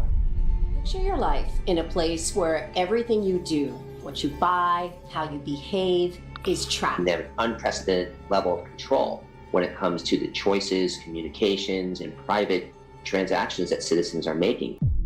See, look, the truth is someone's always paying the price, and when piracy wins, and it is winning, it's not the executives at Disney or the shareholders at Netflix who feel the sting. It's the creators, it's the writers, and it's the production assistants who grinded 16 hours a day on the indie projects just to get them off the ground. And then you have the camera crew who got paid once, hoping the back-end royalties would trickle in someday. When content gets pirated, those royalties vanish, they disappear. And then on top of that, the visibility tanks, budgets dry up, and studios, they start playing it safe because they can't risk it. They start taking less creative risks, slashing character diversity, cutting jobs, and then pumping out reboots that nobody asked for. Because look, I mean, it's a ripple effect. You lose originality, you lose variety, you get endless sequels, spin-offs, and recycled IP that no one asked for. Because it's cheaper to bet on something that's already worked than to gamble on something that's new. That's why everything in theaters feels like it's a part 7 of something of some sort that happened 30 years ago. And a perfect example of this is the Fast and Furious franchise. Can he drive?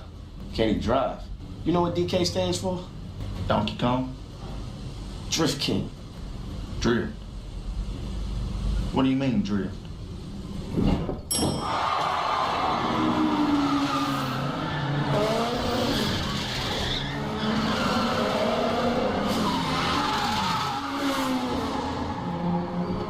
Still need a dictionary? Like seriously, these guys went from street racing to fighting nuclear bombs. Like, where does it end? But don't get me wrong, the studios do fight back. They sue piracy websites like almost every other month. But the thing is, they take down mirrors because that's exactly what these piracy sites are. Sometimes they might block the domains, they might blacklist or push stricter copyright laws, but the thing is, you shut down one and 3 others pop up in a different country with completely different laws and different names. A perfect example was a website which was called Soap Today, which got taken down for like a week, and then right as soon as it was taken down, 16 other websites popped up with the same exact UI. But here's the kicker. The more aggressive the crackdown gets, the more people start sympathizing with the pirates themselves. Because, look, the pirates right now are considered the Robin Hoods. People don't want to be treated like criminals for trying to watch a show that used to be free with their subscription last month, that they paid for. And they don't want to pay for more and get less and be told it's their fault for sharing their account with their cousins. See, look, I mean, it's creating a divide, not just between the users and the platforms, but between the artists and the audiences. The people who actually care about the good content are caught right in the middle. They want to support the industry, but the industry keeps on making it hard to do the right thing. Every week, there's another thing I have to make a password for, another thing I have to sign up for, and it drains my bank account, and I'm just so sick of it! But look, there's something deeper that's happening here, something that goes beyond prices and platforms or which show is available where. People are starting to emotionally check out of this entire streaming ecosystem. We're tired. I mean, you're tired, I'm tired. Tired of paying more for less. Tired of opening Netflix and seeing nothing new worth watching. Tired of being treated like we're the problem for sharing passwords, when the real problem is the studios milking us dry while cutting corners at every opportunity they see. There's a sense of fatigue, not just financial, but spiritual. Like, why are we even doing this anymore? Why are we paying? At first, streaming felt exciting. I mean, every Friday there was something new that we were waiting to watch, something original, something worth talking about. But now it feels corporate, algorithmic, empty. Shows getting canceled before they even finish the first season. Promising stories getting buried under a mountain of mistakes and remakes and spin-offs. And slowly but surely, people stop forming real emotional connections with the platform and with the content itself. We used to have people defending Netflix like it was family. Remember when Stranger Things dropped the new season? It felt like a cultural event. If everyone wanted to watch it, and everyone did watch it. But now the hype comes and goes within 72 hours and it disappears into the algorithm void. Meanwhile, on the piracy side, there's a weird resurgence of community. People in telegrams, groups, sharing links, helping others find foreign subtitles, uploading lost media, even archiving content that studios themselves have deleted for tax reasons. I'm not saying it's noble, but it's oddly human.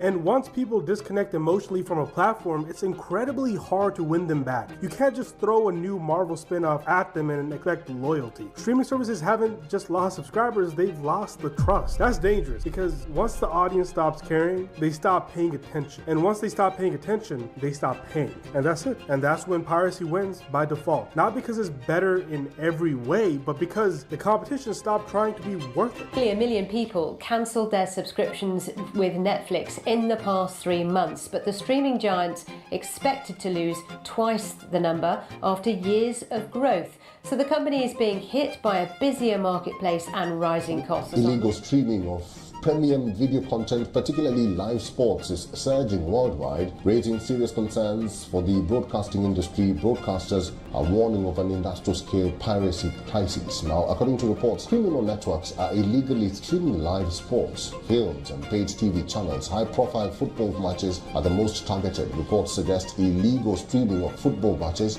are threatening the financial stability of the global sports broadcasting industry. But don't get me wrong, I mean, there's still a way that they could fix this entire mess, a way to turn things around before the audience completely walks away, which is what we're seeing right now. But it's not going to come from another subscription tier or another corporate rebrand or another spin-off of a 1990s IP that no one asked for. The only way streaming survives is if it goes back to its original promise, making entertainment accessible and affordable and worth it. That means stopping the endless price hikes and nickel and diming. It means bringing everything back together, bundling content, simplifying the platform, and giving people control over what they pay for. It means treating the audience like human beings, again, not just wallets with eyeballs. And it also means that studios need to stop fighting piracy like it's a war, and they need to start recognizing it for what it really is, which is market feedback.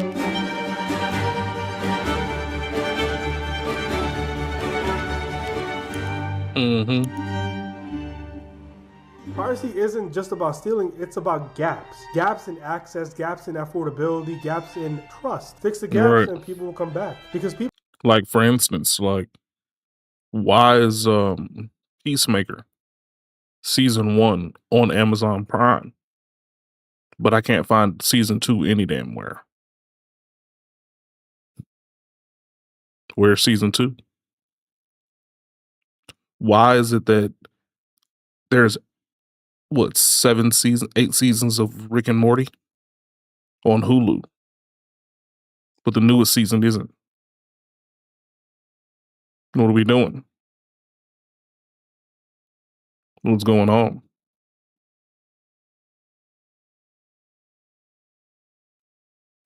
Netflix has Demon Slayer, Mugen Train. They have season 1, 2, and 3, right? But then they don't have the Entertainment District season. Why do I have to go somewhere else to watch the season that's not even new? It's a year old. You know what I'm saying?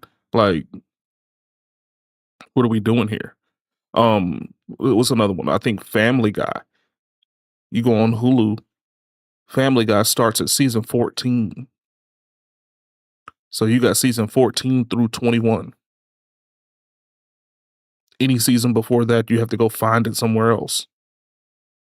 So a lot of those classic episodes where it was before, you know, all of the hate crime shit was going on. The racier jokes were prevalent. All of that is gone. So I got to go look somewhere else for that. You know what I'm saying? Like, there's a lot of stuff like that that just doesn't make any sense. But I mean, there's also chances like um, Dragon Ball Z, Dragon Ball Super, and Dragon Ball GT all on Hulu at one time. Perfect. But then I have to go to an entirely different website to go watch the movies.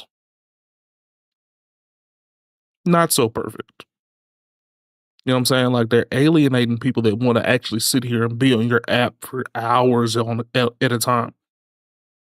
Like, if I didn't want to watch Dragon Ball Z Kai, if I just wanted to watch actual Dragon Ball Z, I'd have to go find it somewhere else instead of the place that has all of the Dragon Ball shows. Like, why?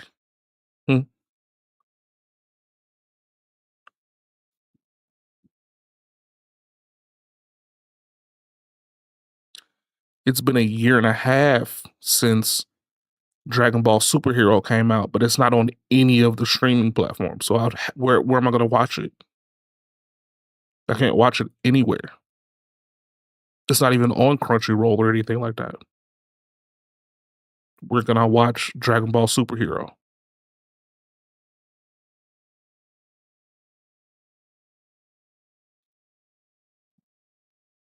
Like, what are we doing?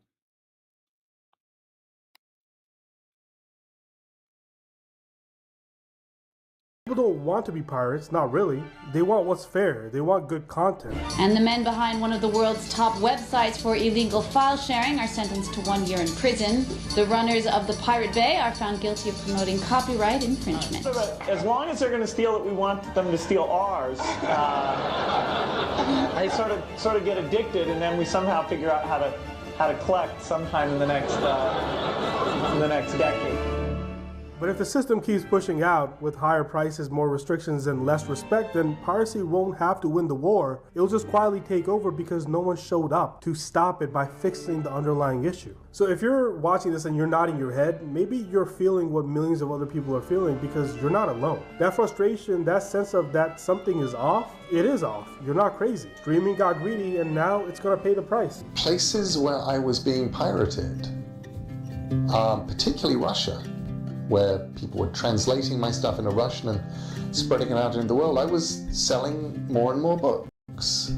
People were discovering me through being pirated. And then they were going out and buying the real books. And when a new book would come out in Russia, it would sell more and more copies. And I thought that was fascinating. Paid you money because I wanted 4K, because you advertise 4K on your website. So then when I go to your website, what kind of microphone is that? You give me 720p. If I had pirated your material, I would have paid nothing for it, and I would have gotten 4K. Exactly. I am treated better pirating Netflix content than I actually would be treated paying for Netflix content. And if you ask me, I do think that piracy will continue to grow, and it will grow much faster than we had ever thought possible. Piracy. Look, super mega rock and roll gods and superstars are just regular dudes like you guys. We punch the clock, we put on the pants, and then we blow people's minds. That's how we make a living. And then these pirates come and they steal all our internets. I don't know how they do it, but these pirates can bust into our entertainers' homes, make us walk the plank, steal our rockin' tunes, and leave us broke. Is that what you want, Mr. Long John Silver? What's your parrot gonna listen to when you go toe-to-toe against the English Armada? Jazz? No. I don't think so. So that being said, Jack Black, thank you for watching. young Jack Make sure Black. you subscribe and like the video, and I'll see you next time.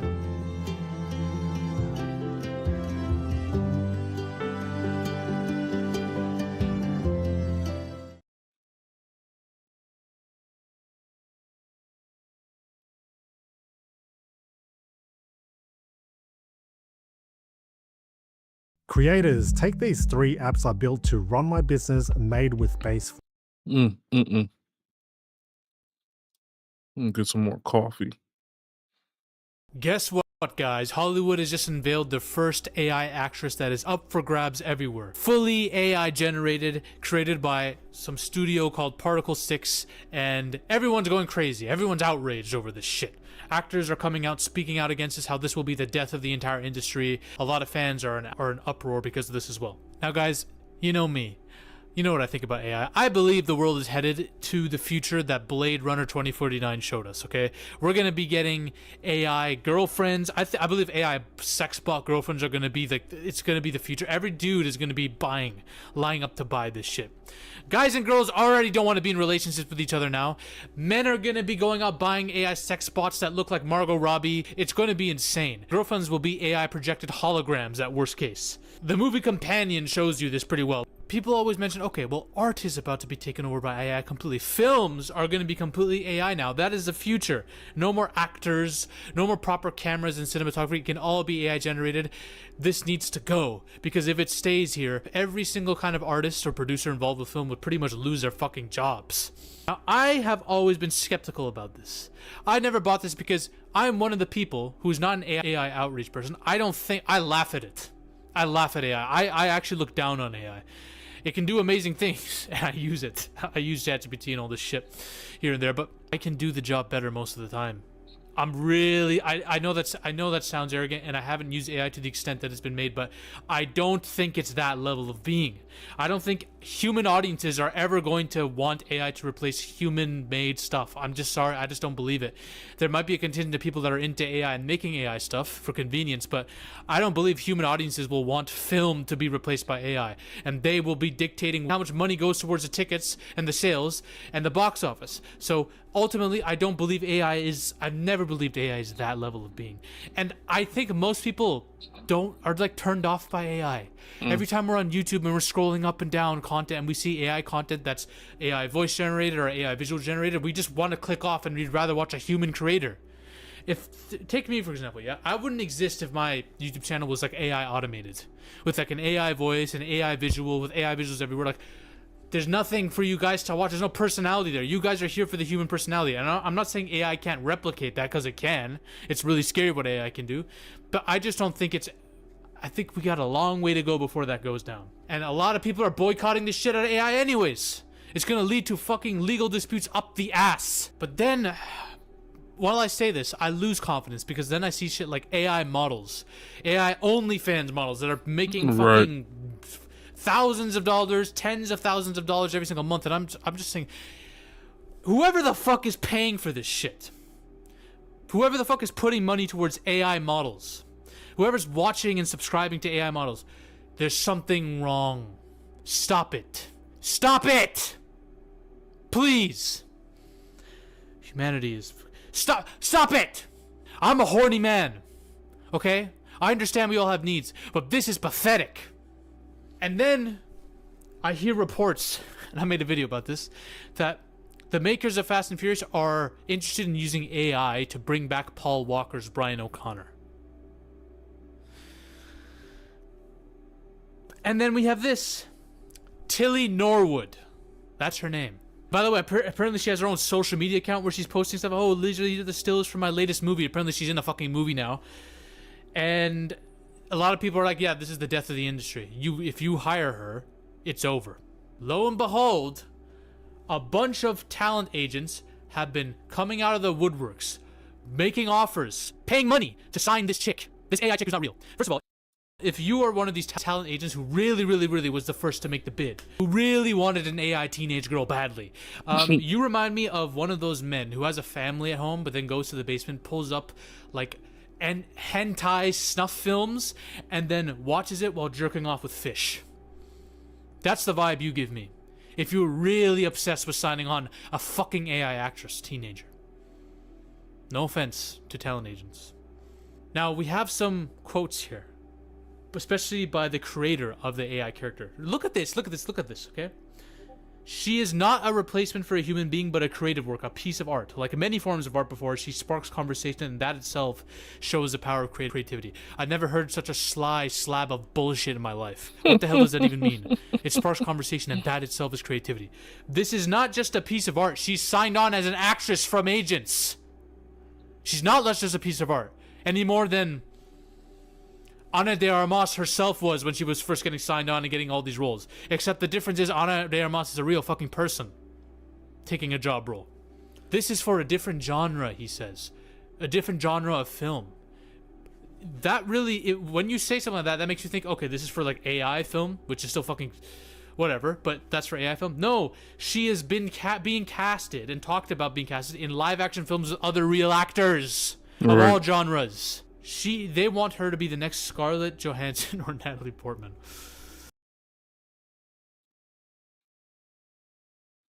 So I bought a $500 bottle of Creed Aventus because it's the world's most popular fragrance, potentially of all time.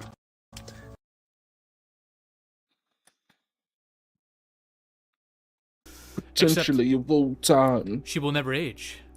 And that's the thing. People are saying, okay, this is Hollywood's answer to ageism. They want a girl that they can manipulate and control, that can be young, beautiful forever, not age out. She can still have her stardom, okay? And guess what people are saying as a positive here, which is very interesting if you think about it a certain way.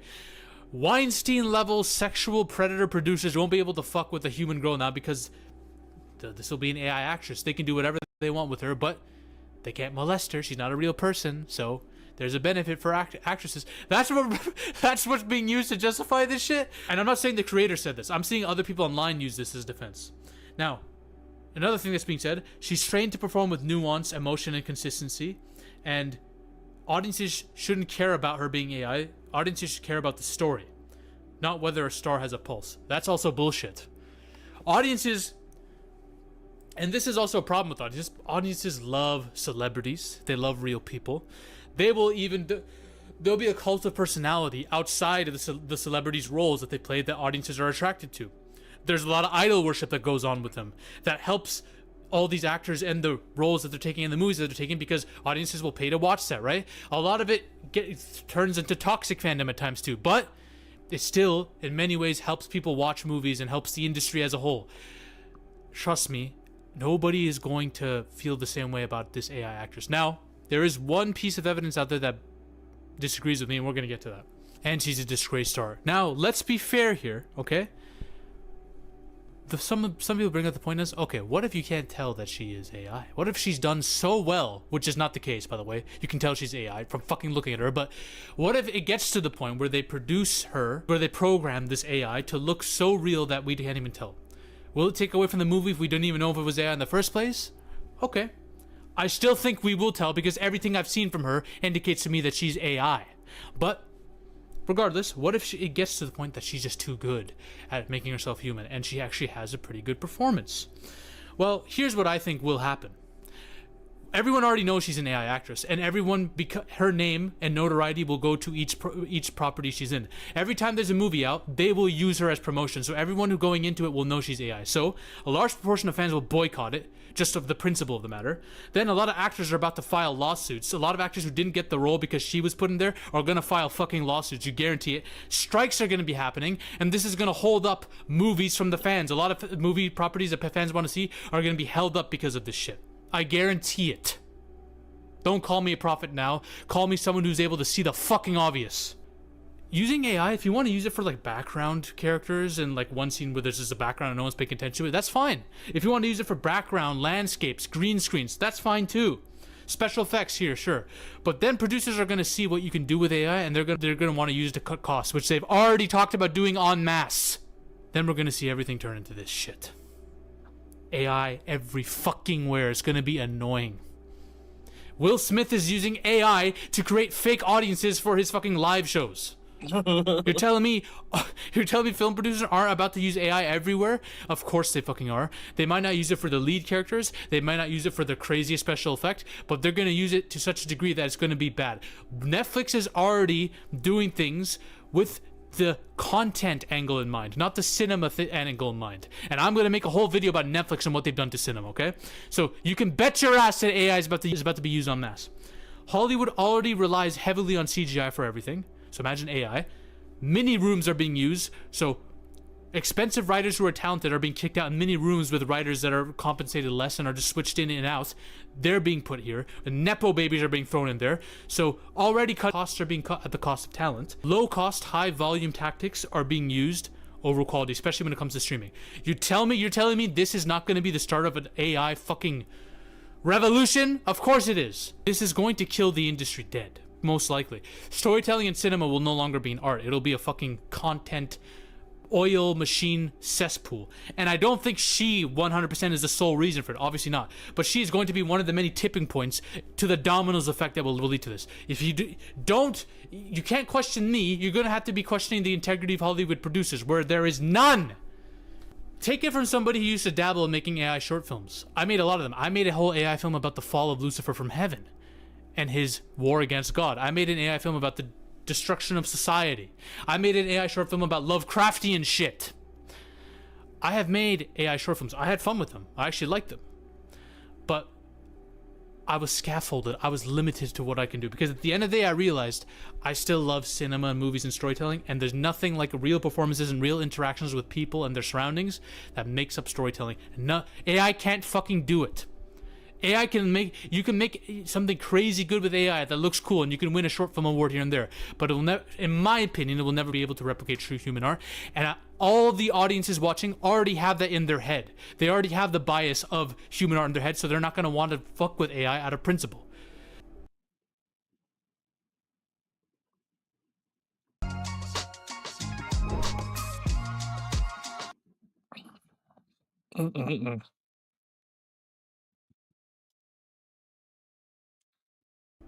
So she might be a work of art, but Hollywood will take that and use it in everything, to the point where it's not art, it's just a fucking machine used to dump out endless content. And there actually is this AI actress named Lily. I think a Chinese or a Japanese actress. I believe she's Chinese. I could be wrong. Was in a Chinese film, and some people didn't notice. Some fans didn't even notice she was in it. This is a scene with her in it. So this already exists in films. Lily and Tilly. One's named Lily, one's named Tilly. And they're coming out in close proximity to each other. I smell a psyop. I smell a psyop. An AI psyop. I believe we're getting the second coming of Skynet from film!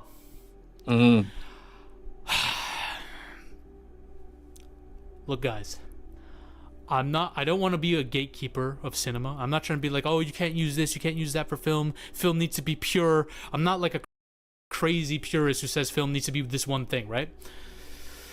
But there is integrity of storytelling and art that should be maintained. I believe art is one of the most important things in the world. I believe we live for art. AI can be art, but oftentimes it's not. It's not used that way. It's used as a fucking automated pump machine. That's what it is. It's not used for art. I've tried to use it for art. I know better than most people who hate on AI. I've used it myself for many things. Hollywood will not use it as art. They will use it as a cost reducer. That's what they use it as, because they're businessmen, not artists. That's who's running Hollywood. Bunch of dumb fucks. Those are my thoughts on Tilly Norwood, whatever the fuck her name is. What a weird name too. What a fucking... That sounds like something... That sounds like something Diddy would name one of his female slaves, sex slaves or something, man, to be honest. Oh. Yeah, thank you. Bye. Ladies and gentlemen, we are on a mission. Yeah, thank you. Bye. That's Zaffy, y'all.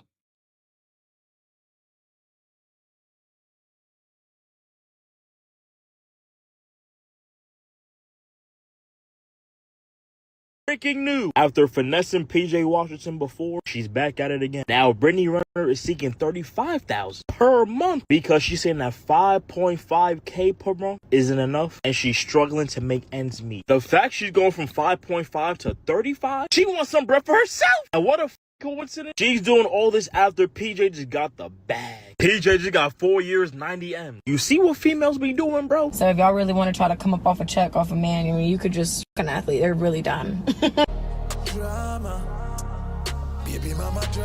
What's up, guys? It's your girl Riva, and I'm back again with another video. So we have Brittany Renner and PJ Washington right back on the screen. Okay? And if you guys are unaware, there has been a change to her child support payments, which we're going to talk about.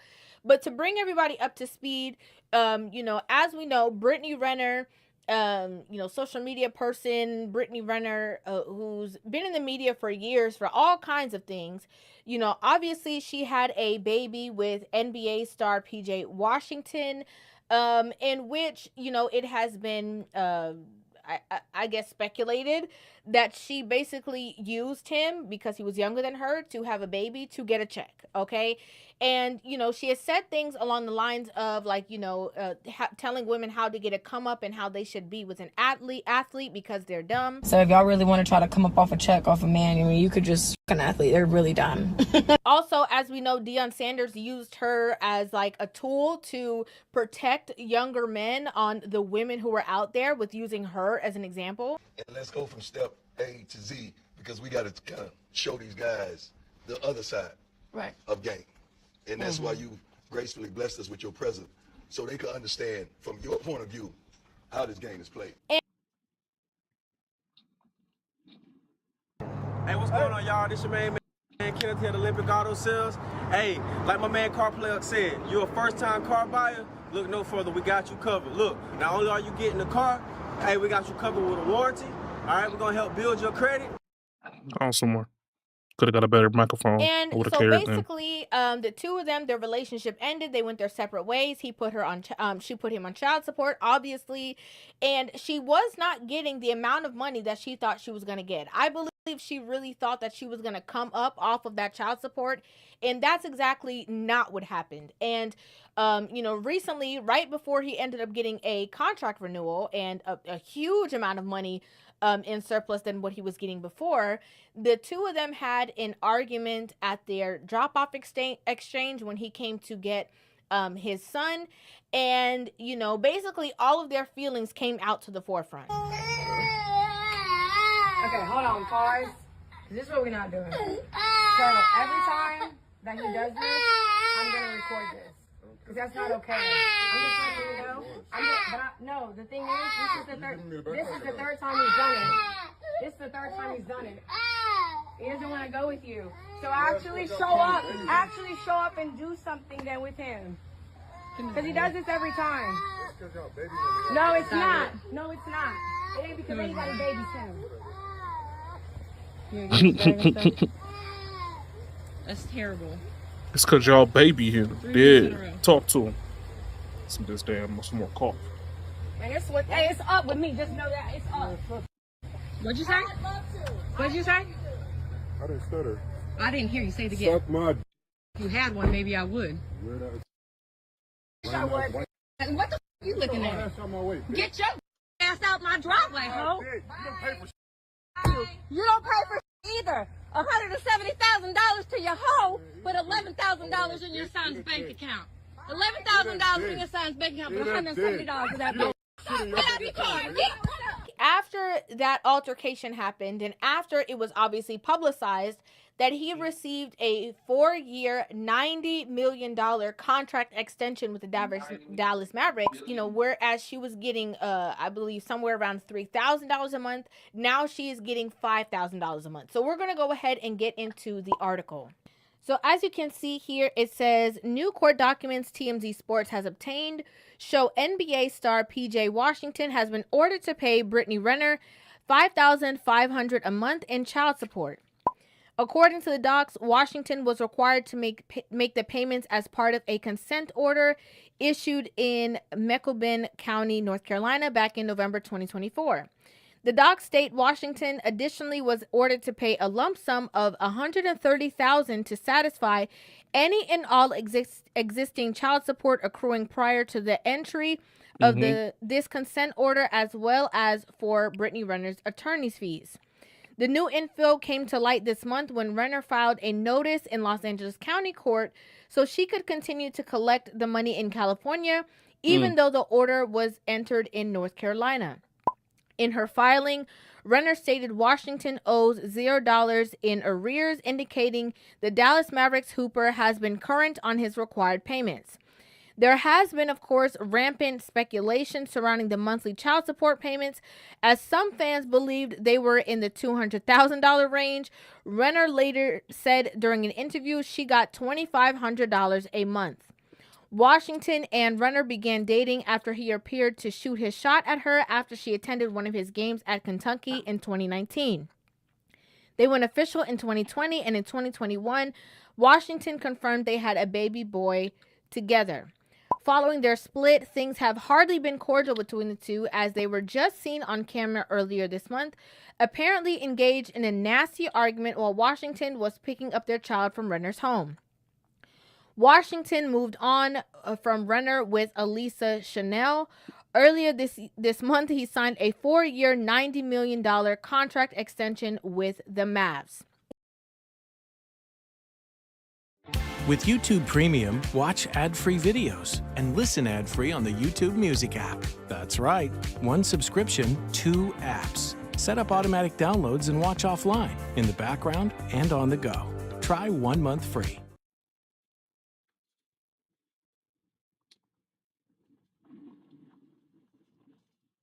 So based off of the court documents, this is something that happened from 2024.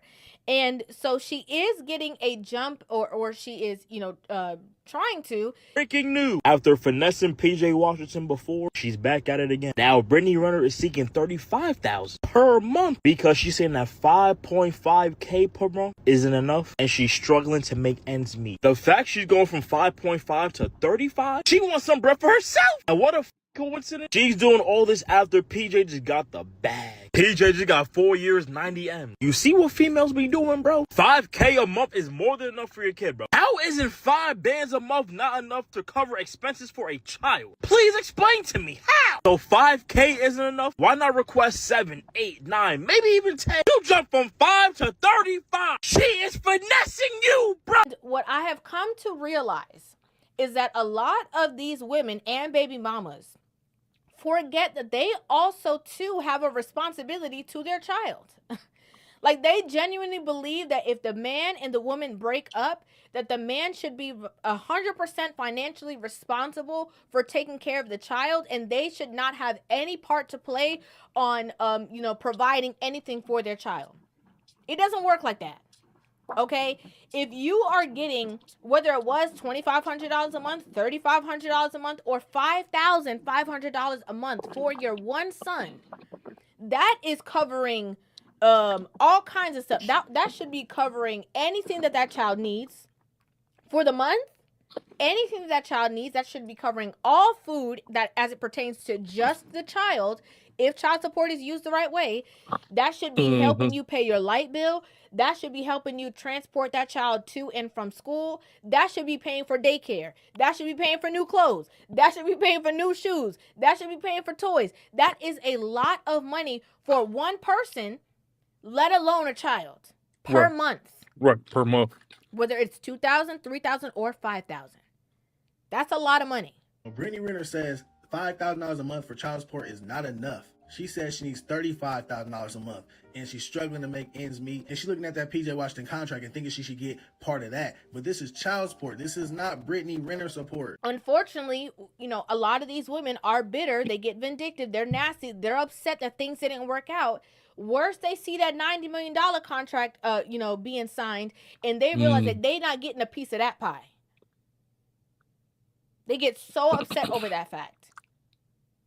If things are so bad and you can't handle it, and things are so rough as her mom made it seem, why not give him full custody? $170,000 to your hoe, but $11,000 in your son's bank account. Why not give him the opportunity to raise the child, knowing that your child would live maybe a well-off or a better life because they are comfortable and complacent over there? Are you going to do that? No, because if you do that, you no longer have the ability to talk bad about the dad. You no longer have the ability to come in contact with him and see him face to face and be a part of his life, be affiliated with anything that goes on with him. You no longer can sing, this single mother narrative that a lot of women cling on to. Single mothers have no value. Okay. It's my preference. I don't want to be with a single mom. Okay. We live in a feedback system. I don't need 100 men, 10 men, 5 men to choose me. All I have to do is choose myself, and my outer reality will reflect that. Because baby, I ain't in the business of convincing.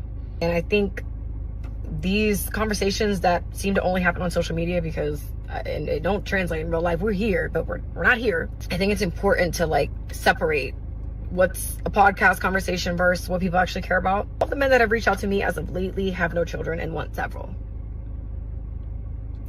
It's easy to debunk these regurgitated, echoed narratives. A lot of men want to control how other men see women because they don't want them to want you. They don't want them to be able to see you. What? They want you to go put yourself on the clearance rack. Consider the source. There's a difference between high value and high quality. High value is Scar. High quality is Mufasa. I choose me, and everything in my world chooses me too. And so a lot of women use that.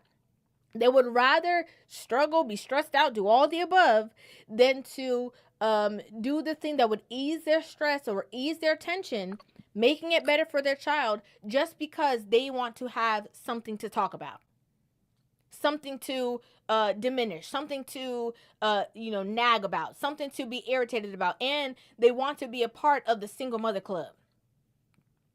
That we could do bad all by ourselves for our kids club. It's crazy. I'll never forget the video that I did where that woman was, talked about how she was like, no, I gave my husband, I gave my child's father full custody because it was too much. I've never heard someone say this or be open about it, so I guess I'm gonna be the first. Hi, I'm a woman who gave her child to the father to take care of mostly and put myself on child support practically, pretty much. Yeah, I had a baby with like a really good man. Like, it's a great man. Like, it's a great father. You know what I mean? Like, he's a great dad to his kids. And I had a way harder time adjusting to motherhood than anyone I knew. I was like the first out of the people I knew who was like, I don't even know if I can be like a full-time mom and keep my sanity. Legit. And so, yeah, that's what I did. And I'm a great mom now. Like, let's just preface this. I am an absolute great mom, and I'm very active in my child's life. You know what I mean? But I'm like the weekend parent, you know? Only if more women had that level of maturity and humility. To be able to be truthful with themselves and think about what's better for their child and not how they can get all they got from the situation. I'd like to know what you guys think about this in the comment section down below. I'd love to hear your thoughts on this entire situation. Make sure you guys hit that subscribe button and give this video a thumbs up. And I will see you guys in the next one. Surely will, River. Your fine self. Yeah. Surely will. God damn.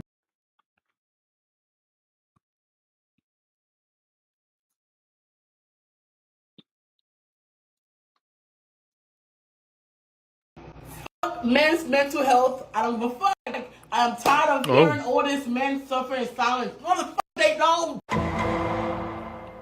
Women being twice as likely to develop depression, whilst men having the highest suicide rate, just lets me know that they're fucking bitches. I told people before, they're like, oh, you hate all men. I'm like, I've never said that, but if the shoe fits, wear it. I don't give a fuck. But also, like, yeah, don't you? Haven't you ever spent time with one? They're fucking awful. Like, I don't care. I don't care.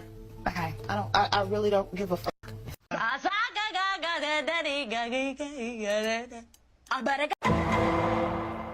Genuinely keep that to yourself. Like, I don't want to see you crying. I don't want to see you sad. Like, okay, something upset you today. Don't tell me. Don't look at me for like a hug, a shoulder to cry on, because I ain't gonna be there. I cannot stand when a guy comes up to me and tries to tell me his feelings and open up to me. And I already know y'all gonna be like, this is why a man don't. I don't care. I don't care. I put this showed up and I put this showed up and I drop him. Because I never cared about a man crying. Guys will literally open up to me and be like, so this is what happened in my past. Baby, I actually don't care. Whenever a guy tells me about his past, I genuinely associate that with him wanting to be done dirty. Like, you're willingly telling me everything that, all your trauma, like, like, I am shiesty. I'm going to use that against you. You're never going to go a day, a night, an hour, a second without hearing your words of memory. Wow.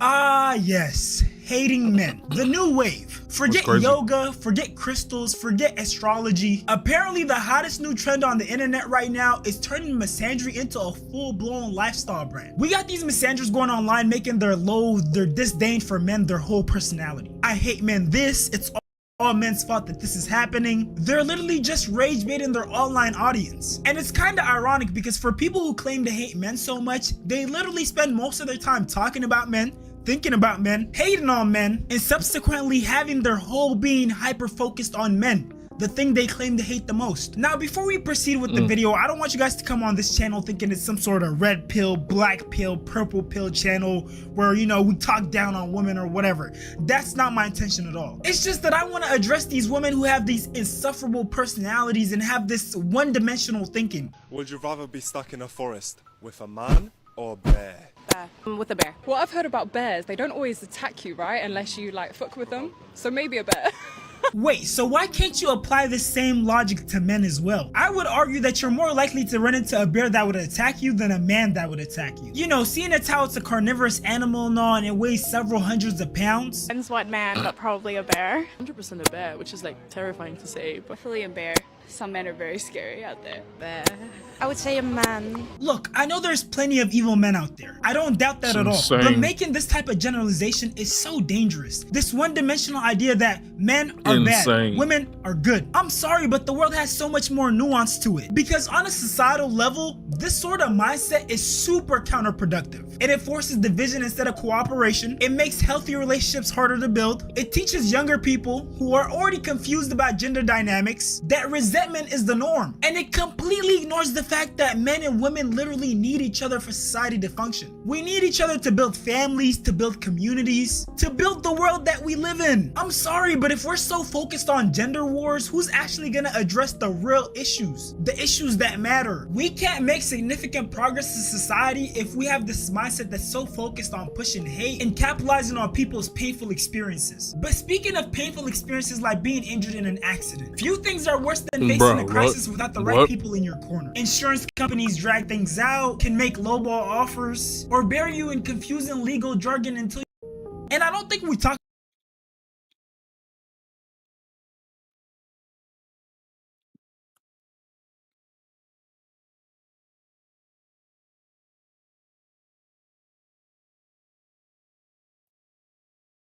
Crazy. Tried to get me. about this enough, but misandrous women like Drew Afualo and these red pill guys like FitX Fearless, they're actually some of the worst people. Because when you really think about it, they're taking advantage of damaged people. These misandrous take women who might have just gotten cheated on, have had traumatic experiences with men, and have this deep hurt, and they just add fuel to the flame. And on the other hand, with these red pill guys, they take dudes who might not have the best luck with women, or even young men who are just looking for role models. When's the last time you talked to a girl that you just found attractive in the streets, in the grocery store, at the mall? When's the last time you did that? Like a decade ago, man. I don't know. Right. Let me guess. You drink too, right? Of course. Of course. I'm fat as shit, FitX. I'm 21, fat as shit, and I drink. And of course I drink. We got to the point, you know, where we wanted to have sex, and then it was after the fact that she let me know, like, yo, I have to be honest with you. I don't really like the performance because I had like a little, you know what I'm trying to say, right? No, that's what she told me.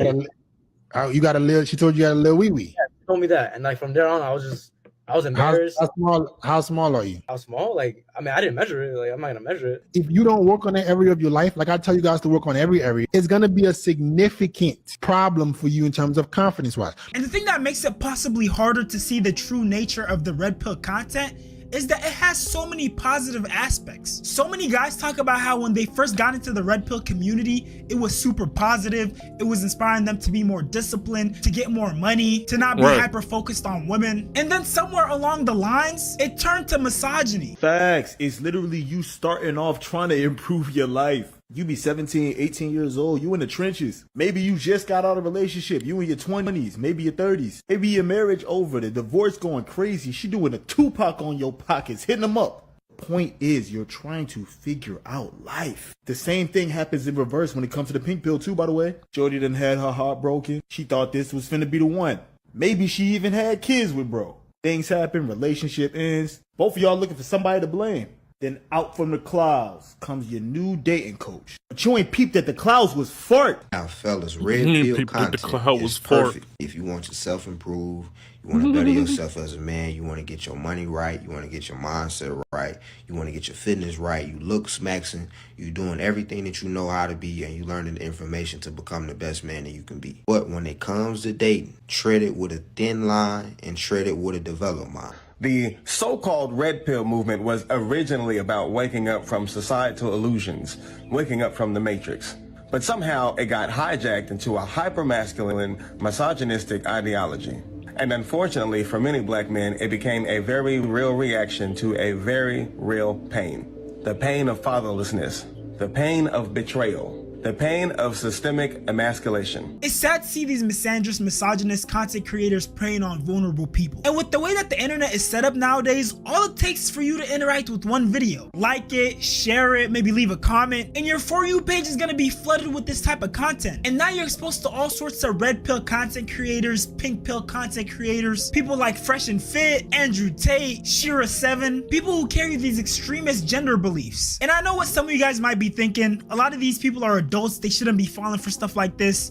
If they're falling for stuff like this, they probably deserve it. But see, these people are professionals. They probably dealt with hundreds of people in similar situations. They've probably heard your story hundreds of times. So they know which words to use to trigger you, which words to use to resonate with you. They know all the buzzwords that are gonna get you to invest in their product. But even if you exclude those factors, a huge part of the reason why they're able to sell their products so well is because one part of their audience is young people who are super impressionable and sometimes easy to manipulate, and emotionally unstable adults who are also easy to manipulate, because there's no regular human being out there who's not emotionally riled up, emotionally unstable, or just super young and inexperienced who would listen to someone address them like this or give them this sort of advice and think it's okay. Yeah, 500,000 subs, but what's more important than that, how many people I've helped by just not being a soft ass.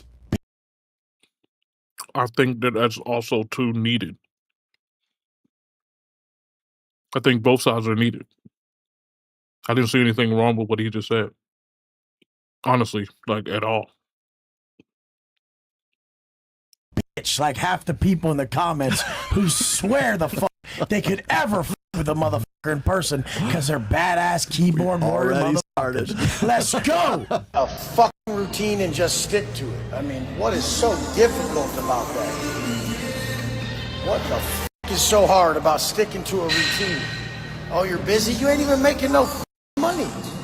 Busy with what? Busy scrolling on Instagram, watching other people kill it, than killing it your motherfucking self. Like I said on my YouTube video yesterday, I've never watched a fucking YouTube video, and I've never watched a fucking podcast. The irony of someone who makes his money off of YouTube, selling courses and just making content, telling people not to watch content, is just insane. If people actually took that advice, he'd probably go bankrupt. And honestly, you can't convince me that Wes Watson's audience, his supporters, don't have a degradation kink. Because what do you mean to tell me that you're getting motivation from this grown man who's known to be racist, known to be a part of very sketchy racist groups, cussing at you, and basically telling you you're worthless for not being like him? I don't know if this is some sort of new fetish or if these people have some sort of mental illness, but it's just not clicking for me. And on the female side, we have these misandrous women who are pushing these pessimistic views. Men do not love you, okay? So stop thinking that they do. They tolerate you. They lust you. That's it. Never do anything based on thinking that he loves you. Only do it based on your best interest. Only do something based on your benefit. I genuinely don't know who hurt this lady, but she's such a sad existence. Like, imagine having this one-dimensional mindset. And the worst part is, not only is she telling women not to pursue love, she's pushing women, especially young women, to pursue financial gain, no matter the cost. Even if it basically means prostituting yourself for a check. If he's ugly, maybe imagine yourself spending his money. Imagine him taking you shopping. That's the look you're gonna need. So this is my imagine him taking you shopping look. What do you bring to the table, Miss? Nothing. I'm not no waitress. And if I was, I'm putting extra food on that bill so you can give me extra. How do you know if a dude is lying if his lips is moving? Sprinkle, sprinkle. When a woman says don't worry about it, I will find another way. That means another man. If you don't like old men, then focus on ugly. All right? Ugly with money. Sprinkle, sprinkle. Worry about feelings. Worry about cars. And you know the ironic part is, even though these misandrists preach about hating men all day, they're in relationships. So while you're falling for the hate on men propaganda, they're over there either happily married or they're on their way to be happily married. And I don't think people really realize how bad these gender wars have really gotten until they see videos like this. Would you rather be trapped in a forest with a black man or a bear? Definitely a bear. I ain't going cap. The bear. A bear. Let's go with a bear. Good. Oh, a bear? Good. I take my chances with the bear. A bear. Why Good. a bear? This generation of men. I don't trust these men. I ain't no telling what he'll do. I know what the bear try to do. The bear try to like grab me, and I had to beat the bear up or something. You know how they got these 100 Beat against the the gorilla. bear I would be up. one of the 100. I don't know the black man. At least I would know his intentions. You Mind don't you, really this know is what a his wild intentions animal. are going to be if you're alone Beat with the him. bear I up. don't got no answer, just the bear. I feel like the bear wouldn't try to f me. You know, I'd rather die than to get. You know what I'm saying? Would you rather be trapped in a forest with a black? And what's even I mean, I crazier kind of is that it seems understand that, women but who at the don't same have time, this it's like, crazy what the fear fuck of you men are talking actually about? the minority. Would you rather be trapped in a forest with a black man or a bear? A black man.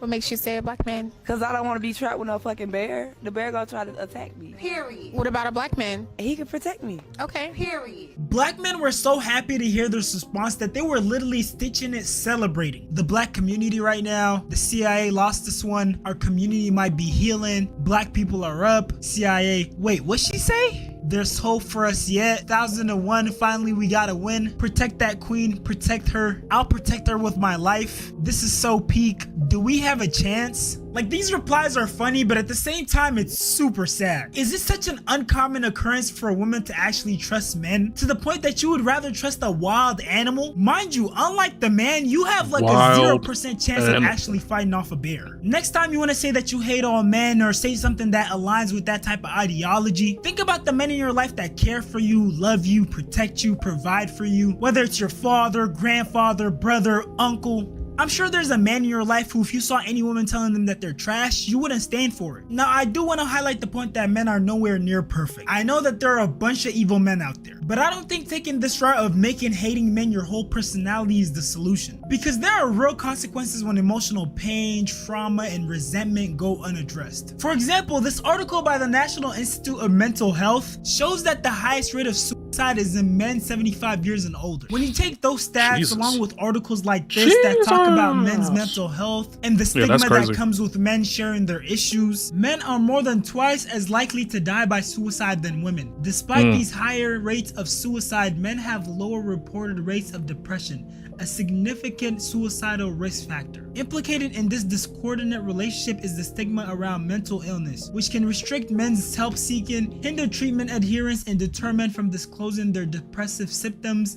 and or suicidal thoughts. So really, on both sides of the gender spectrum, it isn't a good idea to hold on to that resentment. If you don't let out that pain and trauma through a healthy outlet, it's gonna end up presenting itself in an ugly way. Whether it's you falling prey to these red pill, pink pill content creators and developing these extremist views, or holding on to that resentment to the point where you actually end up taking your own life.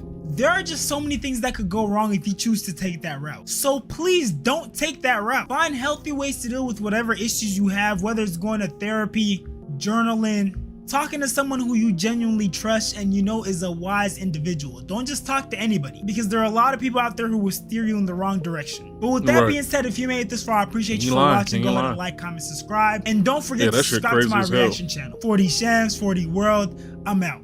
Love y'all. That's crazy, if you ask me. That is insane. Insane in the membrane. Insane in the head.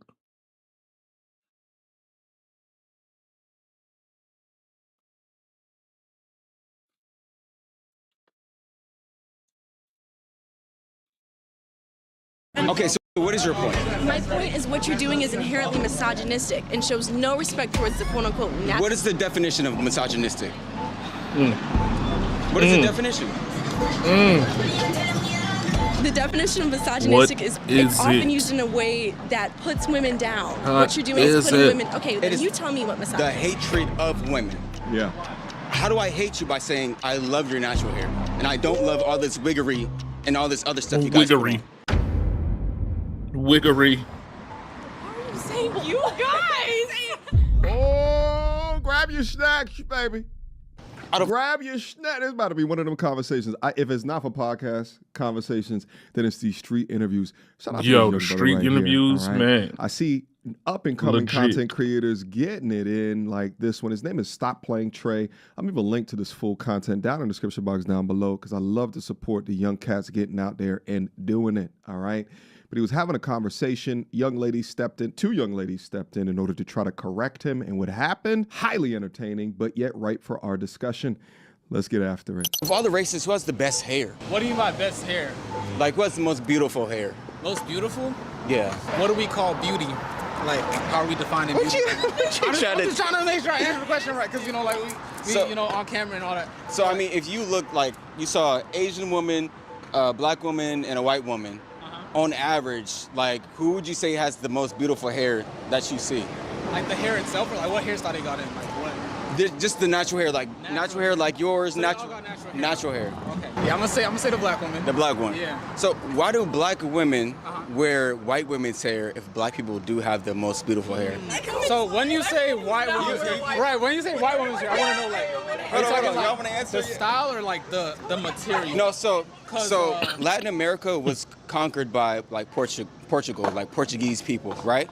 So down there is a mix of black and white people. Okay. So the 613 Brazilian hair, that is white women's hair that black women wear all the time. So if they feel like their hair is the most beautiful, why are they wearing other races' hair? They feel like, because I was doing. Can I interject? Yeah, you want to let her? Yeah, you can let her answer. Now, because we this is are very black important women. that the young ladies over here were not involved in the conversation, and then she said, "May I interject?" So she is requesting to be a part of the conversation. My only critique thus far is that he's calling it white women hair. There is hair guides, right? 2A, 3C, 4C, right? There are guides to distinguish because just like there are genetic Haley comments such as black women having green eyes, it does happen. So therefore, there were also black women out there that through their genetic, hereditary, whatever, have straight hair. So he's calling it white woman hair. That's not an accurate way to state it. Nevertheless, I think he's getting his question. For instance, man, I'm not going to lie to you, man. I have extremely soft, wavy hair. I don't have very curly hair. I don't have very coarse, thick hair. Like when I grew my hair out when I was younger, I had a ponytail that I could throw a little bit of water in and it would slick back and Rico Suave the fuck up. You know what I'm saying? So like, I understand what MTR is saying. I really don't understand what bruh is saying by having a racial divide in the hair. It is a little weird. Off pretty clearly. Like it literally took me it took me like 3.5 years for my twist to lock up when I was trying to get my locks. Like they kept coming apart because the hair was too soft and curly. Or soft and wavy, whatever the hell you want to call it. The hair was way too damn soft, way too wavy, and it wouldn't stay in the twist. It took 3 years for me to get my locks to dread up.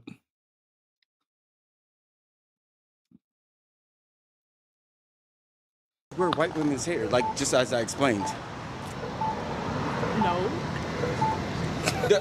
A Brazilian bust down, that is white women's hair. I'm sorry. I haven't. You never heard that before?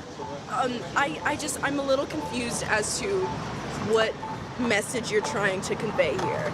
I think that's what's getting. I also think black women's hair is the most beautiful, right? Yeah. But then they cover it with other women's hair. Why would you do that if you actually believe you're beautiful yourself? I'm so fucking confused. What kind of question is this? Right. I think you understand, you just don't know how to answer it. No, I think I'm more so confused because what do you think you're achieving by asking this question? Is Okay. it some sort of black women empowerment effort, or is it not empowering at all? Black women down for the choices that they make on their body? It's not putting you down, it's to uplift. So it's supposed to be empowering. It's to uplift natural hair. So I'm just trying to see the psychological aspect of you guys putting on somebody else's hair. Realize that not every single black woman wears wigs. Right. Yes, of course. I get so mad when they do this. I was looking at a podcast recently and a chick did this. They will always go to an extreme of saying all in order to obfuscate from your original question or point. Both of y'all And got my weaving response right to now. that is also signaled within the young man's face as well. My G's out there, you must understand the conversation tactic as it happens so you can compartmentalize the delusion or the irrationality of going there and proceed forward in the debate or the conversation. Let's go. Right. I understand that. I'm talking about the ones who do. Okay, so maybe you should find somebody that is wearing a wig or stop asking that ridiculous question. Well, it's a valid question. Okay. Like everybody wants to know. Why is it your business why really someone not. does 'Cause I'm a something? black man. Can you not cut me off? Because you asked me a question. Well, I wasn't finished with it. Was I? Yes, you were, right? This is gold.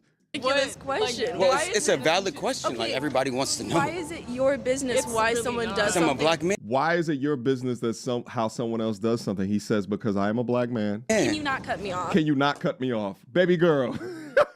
This is What is she happens when talking triggered about, get yo? triggered. You can find yourself at the whim of just emotional irregularity, and then things just start not to make sense. And their fight or flight is activated, which is conducted by the most simplest component of their brain. So you're going to get responses that logically do not make sense. This is her subconscious Right, way that's what to it not sound have like. you answer the question because she doesn't like the answer. That's what it sounds like. Imagine being able to build an app with your Because like she's stretching out her statement past the question that she has at hand that she wants to answer. She wants him to answer. Because you asked me a question. Well, I wasn't finished with it. Was I finished with it? Yes, you were. Okay, why is it your business as to why someone does something with their body? Because I'm a black man. What does that have to do with somebody else? I don't think you're So understanding black my men are question. the natural pairs of a black woman. This nigga said the natural pairs. Yeah, we are the natural pair of the black woman. So This nigga of said course natural we care. pairs. We want the natural hair. pairs, guys. I'm looking at my natural pair, and he's over here asking me why I do things with my body that I choose to do. Yes, because black men are the leaders of black women. But you guys are so combative. You guys are so combative and feminist. And feminist. I'm very combative and very feminist. That's and I'm very how you're proud of acting it. right now. Good. I pray I mean, don't I just find came a and asked you natural a leader valid like question. You said what? Nothing. You're good. So you pray you don't find nobody like me? Yes. Why? A quote-unquote natural leader. What you're doing is bullshit. It's misogynistic. I was misogynistic. I said I want you to be natural. I like you how you naturally are. All this fake stuff, we don't need it. We can throw it away. I hope you find someone you're looking for. Find somebody that fits that. I really do like Oh, you. I have. All right, But okay, then but why more. you bothering other people? You can wrap Well, this up, bro. I asked him a question. You guys wanted to interject. I wasn't even talking to you. All right, and then you came over here. No, and but then you- started pointing the microphone. You said, "Can I interject?" Is he still Tommy? I think he's still on the phone with you. I think he's still trying to talk to you. They will Yo, rewrite no, history. you said, "Can I interject?" This is. Loki, I gotta go. It was nice to meet you, bro. No, you good. You good. Y'all have a nice day. But she told me to speak to her, so that's why. Yes, yeah. He wasn't speaking to me. Am I? You told me to. So shortly after this, my cameraman goes ahead and shuts off the camera because we thought the debate was over. So as we're leaving, Like, what? I can hear her calling me dense and saying other slick remarks that she was not saying to my face. Shaming So I tactics. turn around and I basically say this. Sign language. Wait, y'all just called me dense? No, yeah, it was me. Why'd you call me dense? Now he knows before he asks these questions that it may trigger an emotional response, but the question Right, he's right, asking right, is right, very right. valid. If majority black men are dating or married to black Black women. is it unbecoming for a black man to ask a question into how the majority of the black women around him have their hair? If black men, by and large, are saying that natural is the preference, but black women are choosing to do something else with their hair, then why would you not expect that man to ask a question about that? And you Right. labeling him misogynistic because he has a Because he- preference and he's asking questions is ridiculous. On the flip side, men are not trying to change our preferences around a minimum salary amount or a minimum height. And we damn sure don't even think to call you misandrous because you like those particular things in a general range about us. Let's go. Because you are not listening to the words that I'm trying to say to you. You just keep reiterating the same poor takes over and over again. Okay, so what is your point? My point is what you're doing is inherently misogynistic and shows no respect towards the quote-unquote natural. What is the definition of misogynistic? What is the definition? The definition of misogynistic is it's often used in a way that puts women down. What you're doing is putting women. Okay, then you tell me what It's misogyny. the hatred of women. That's correct. How do I hate you by saying I love your natural hair and I don't love all this wiggery and all this other stuff you guys put on? You guys! Logically. The usage of the word "you guys," I don't know if you're using that to mean every black woman, but as you can see, I don't have a Brazilian butt. Well, so when we Brazilian butt sounds right. so when we look at the stats, more than 70% of black women, you can Google it right now. Okay. More than 70% of black women wear fake hair. Can you? I can't find my phone. Yeah. Do you mind looking it up? I would thought it'd be more than More that. than 70% of black women Oh, wear he's fake saying hair. it's more. So the majority, just look around you. Fake, fake, fake, fake. Like, come on now. Dude, what does Like- that have to do with you? So Who I'm just, fucking cares? I'm proving the stat. That's what I'm talking But about. who cares what a woman does with her hair? Wow. So, but I wasn't even talking. I was talking to this guy. You told me to talk to Yes, you. and then you started talking to me. Because Right. I care, because the issue Right. concerns So- me. and I told the issue you- concerns my friends. The issue concerns those I care about. It matters because most black men prefer black women to wear their natural hair, but you guys seem to not want to do it. Okay, yeah. But not everybody likes men, first of all. Hey, I don't do what I do to impress men. I do it for myself. Okay, that's cool, but it's just setting a bad example also for other setting a black. bad example. Yes, for little black girls. I'm setting a bad example for little black girls. Can I borrow this? No, go ahead. Okay, thank you. Hi guys, my name is Via Horn. I am a sophomore clinical laboratory science at Howard University. In my time of setting a bad example for black women, I have moved all over the country kind of doing pre-college programs. I did one at Georgetown, one at Vanderbilt, I did one at Howard. I'm a PhD. A lot of people don't know that about me. They were all for different medical things, law things, because I used to want to be a lawyer, a human rights attorney actually. And then I switched to medicine. At my high school, I started the Black Student Alliance just to set a further bad example for the little black girls around me. I additionally started a pre-Black Student Alliance program for the middle schoolers. What does that have to just do to with the further point? push my bad agenda on them. So where do you? So out of all the things that you listed, name some specific things that you're doing for black women or black girls or black people. So when I started the Black Student Alliance, it was for black women and black boys. When I started the pre-Black Student Alliance program, it was once again for black women and black kids. But what are you doing? What am I doing currently? I'm No. What are you doing in this program that benefits black people? providing them with mentors in a predominantly white area. And what does that do? What None of what this does have to do with providing the someone hair. with a mentor do? So like, what is the mentor doing? What are they mentoring them about? What Yeah, is- so I lived in a predominantly white area, and it was really hard for black students to navigate kind of the systems that were set against them and promoted failure in their hearts. But what I did was partner them with a black high schooler to kind of cater to their interests. Like, my mentee wanted to go to also Howard University, and it was a miracle I ended up here because I didn't initially want to go here. But so we worked together, we helped to figure out which classes and what kind of programs, IB and AP, that they should do in high school to get them onto this path.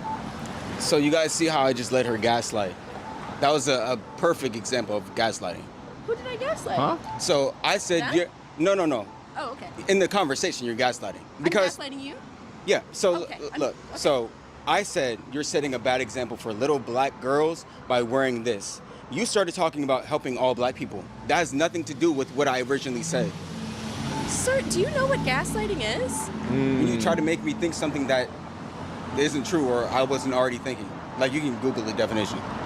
So what about what I did was I don't have time for this. Like, It's literally gaslighting. No, it's not. Yeah, he kind of went off the rails on that one. He confused himself.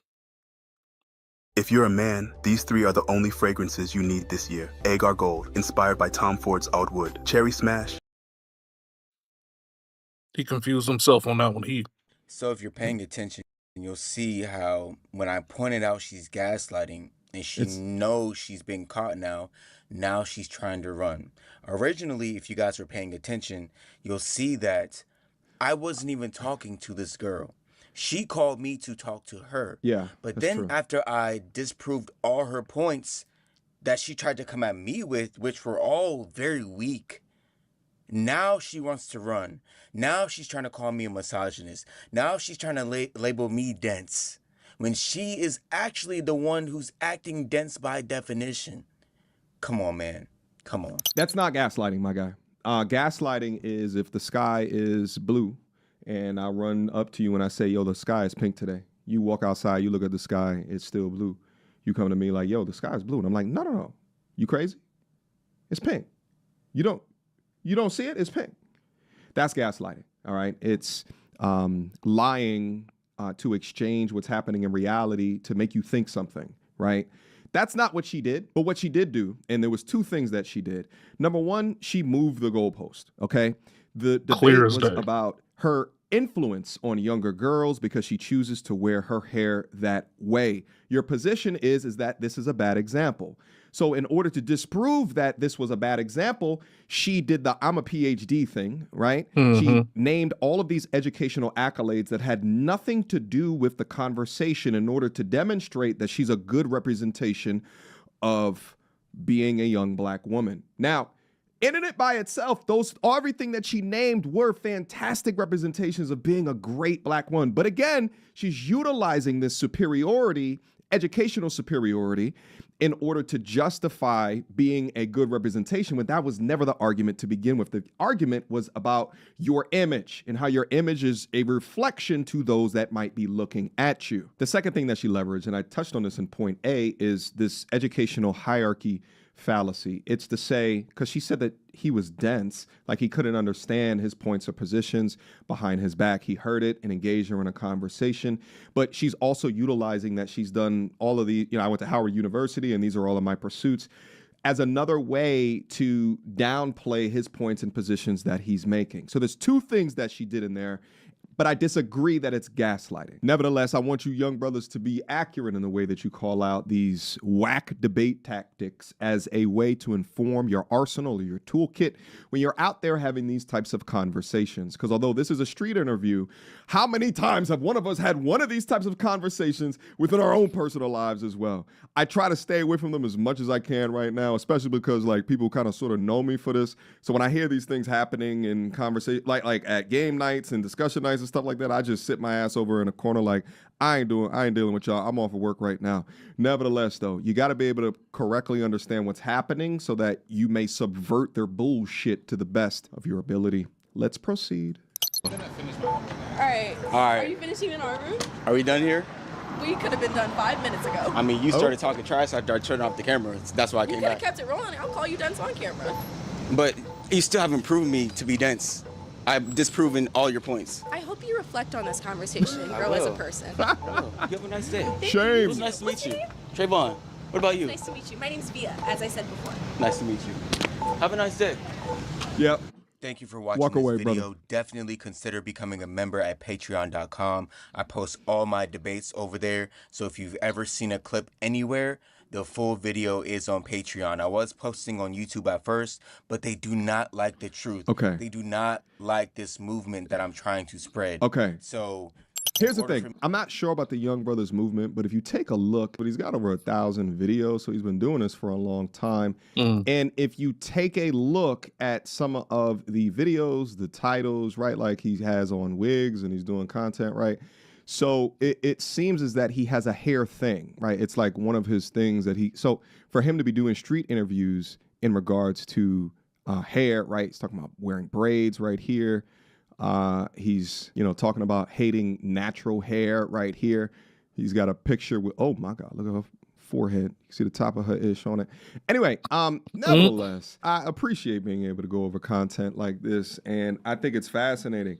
Not only was she asking him a question, and now thinking about it now, it's probably more of sort of a rhetorical question meant for him not to answer, but then he starts to answer and then she cuts him off like, let me finish, as if he is violating her personal space by, answering a question.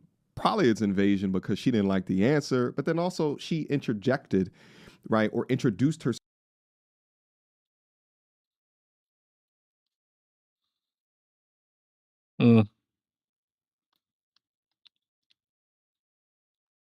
Like,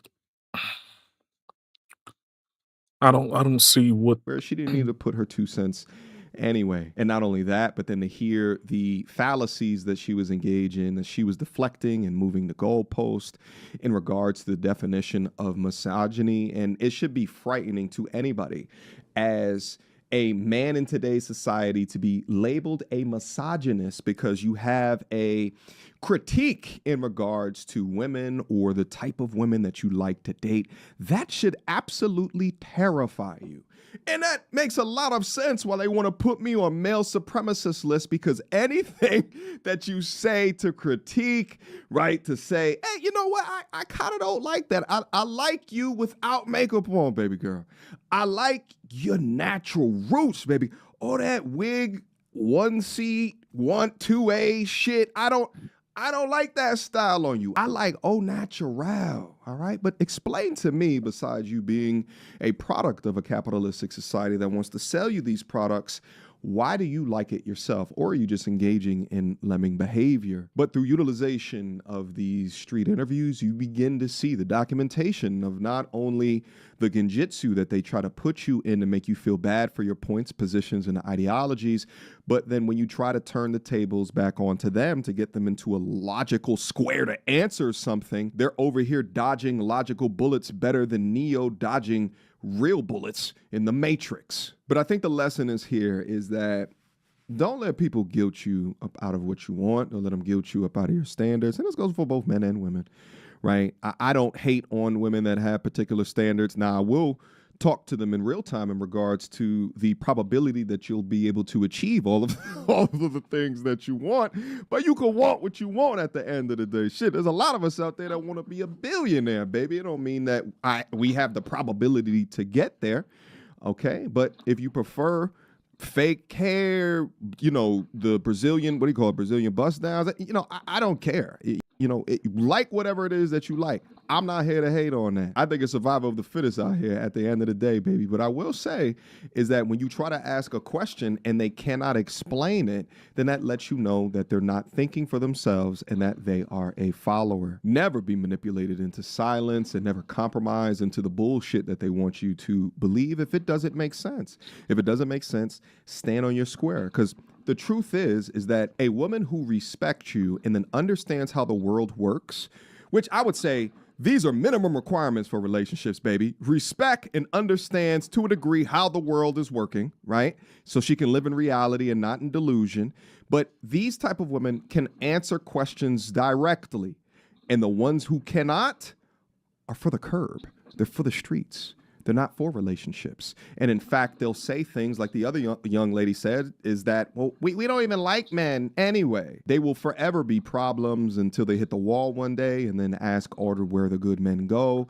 But continue to allow them to shame you for even asking questions or if you buy into that. And that's your own issue or your own problem. Nevertheless, questions, comments, concerns. Y'all already know what to do. MegaTutorialsandReviews@gmail.com. Drop what you guys think about this conversation down below. I can't wait to read your comments. I think it should make for fruitful conversation as well as discourse. Fruitful. And if anything, I'll see you soon. Until next time, you two. Peace. She belongs to the street. Girl, don't hold my hand. You a mattress actress on the...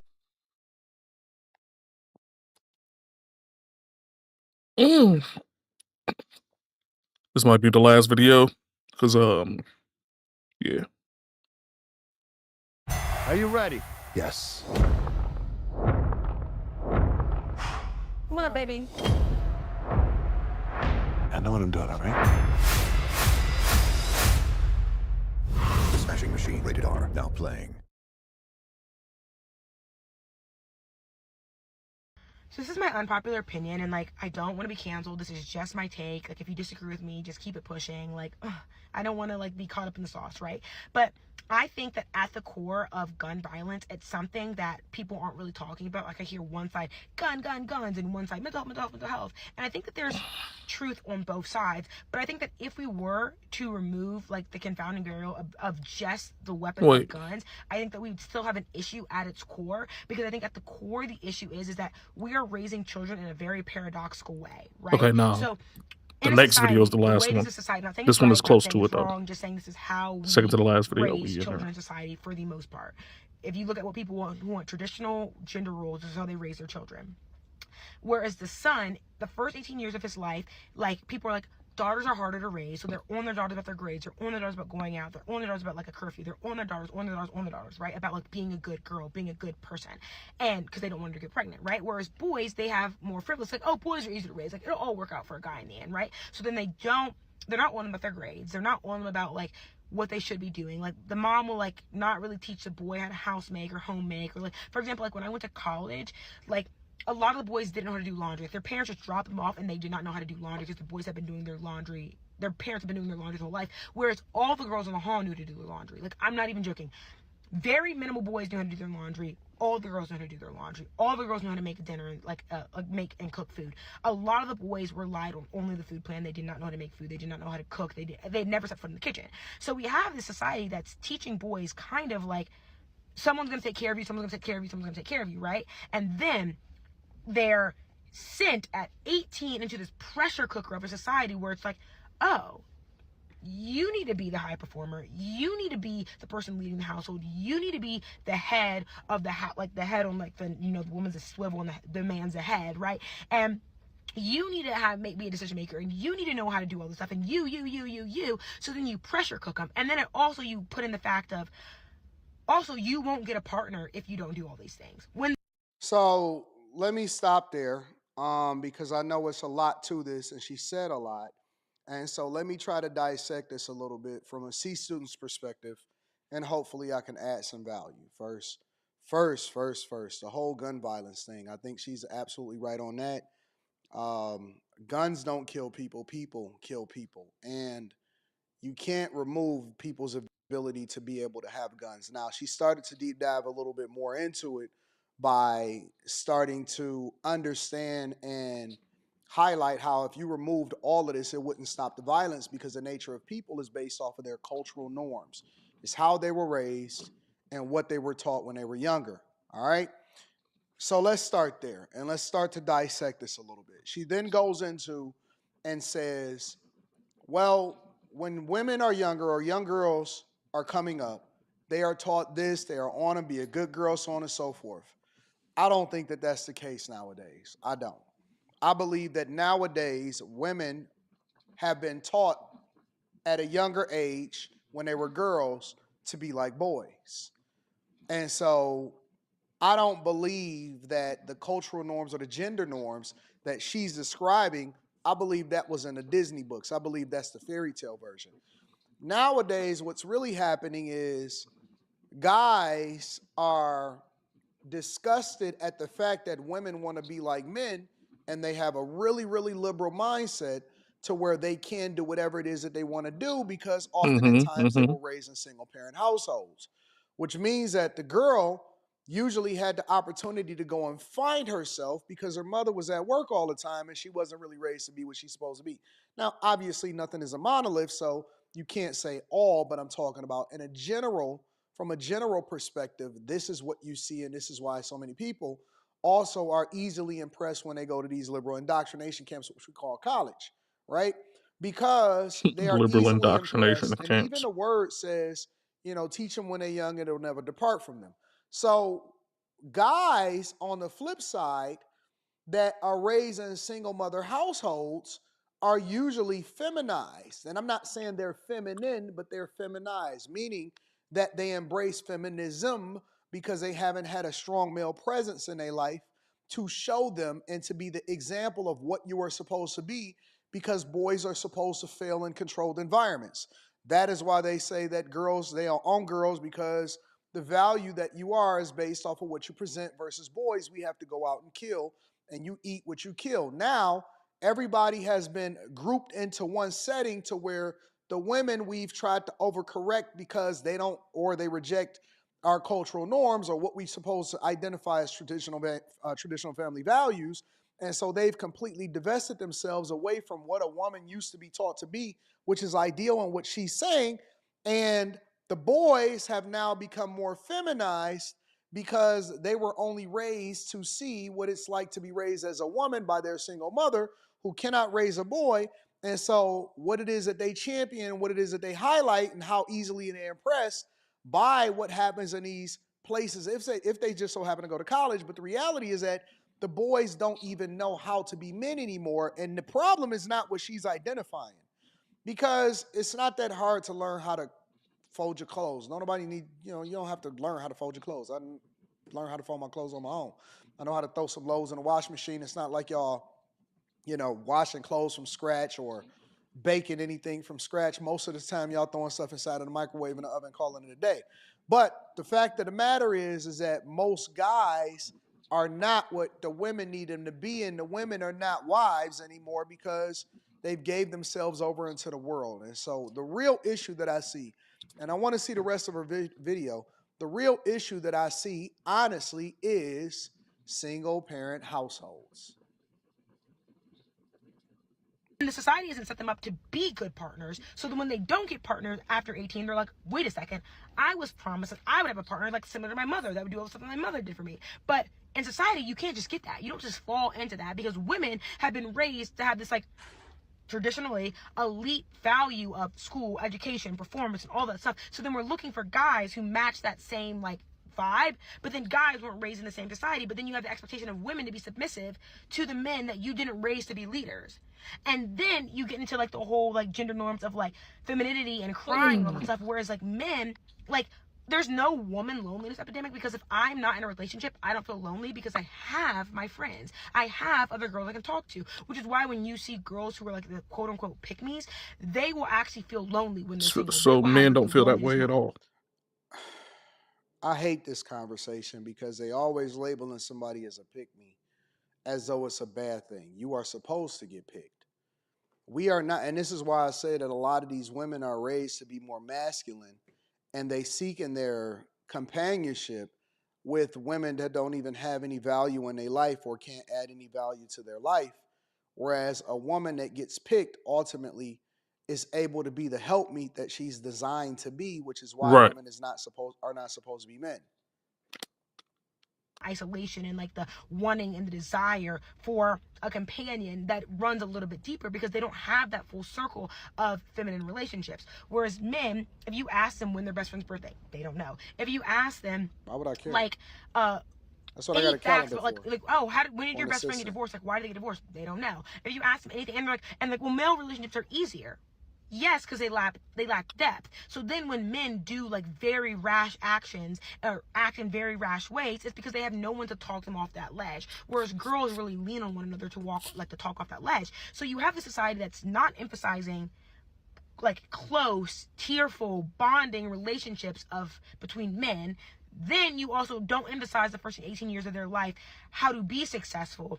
And then you send them out to a society where you're like, you have to be all these things right now. That's why people are losing their minds. And like, this is not placing blame on anybody. This is just like a societal, like sociological perspective that I've noticed online where it's like men are like, if men got more women, then these would happen less. But then that puts blame on women. It's not women's fault. And they're like, well, if parents raise their kids better, well, no, it's not on parents because this is what the society pushes out of norms that men are owed women because they need wives. But we do not raise our sons in a way that makes them suitable husbands. And then men are not knowing that they're not a suitable husband because their mom has told them that they're a suitable man their entire life. And then they're confused because the alignment of their 18 years does not align with the last 60 years. Like, it's so confusing. I would be confused. I am confused. We don't lack depth. The whole thing is that, man, look, if a man wanted to go get married, he can go find any bitch to go get married. The problem is that he's not finding any marriageable women, which means that the loneliness is based in the women's standpoint. If there are no women that are worth getting married because they're all out here thinking that no man is worth dating, then why the hell are we sitting around here talking? At the end of the day, if I'm getting every single thing that I would get out of a marriage from a situationship, then why the fuck would I trade in a situationship for a marriage when there's absolutely no winning inside of a marriage for a man? There's nothing that changes in the household between being a situationship and a husband. That's where the delineation draws a line in the sand. There's nothing to win from it. besides the small circumstances where the women are actually valued in the actual house, which doesn't really happen too much often because of the way the mentality is in the dating market. If by and large, most women want a man that makes six figures, and there's only 2% of men that make six figures. The ones that are out there making six figures are going to run through all the women that want the six figure man, and they're going to go deal with whoever and marry whomever that they wish, which leaves all these other women that are scorned by the six figure man in their wake. Mathematics. Pay attention. If there are more women on the planet than there are men, and men are completely content with being single and by themselves, going their own way, as in the MGTOW movement that was going on for about 10 to 15 years already, what makes you think that we're lonely? This is a complete projection on the entire situation based on the female mentality.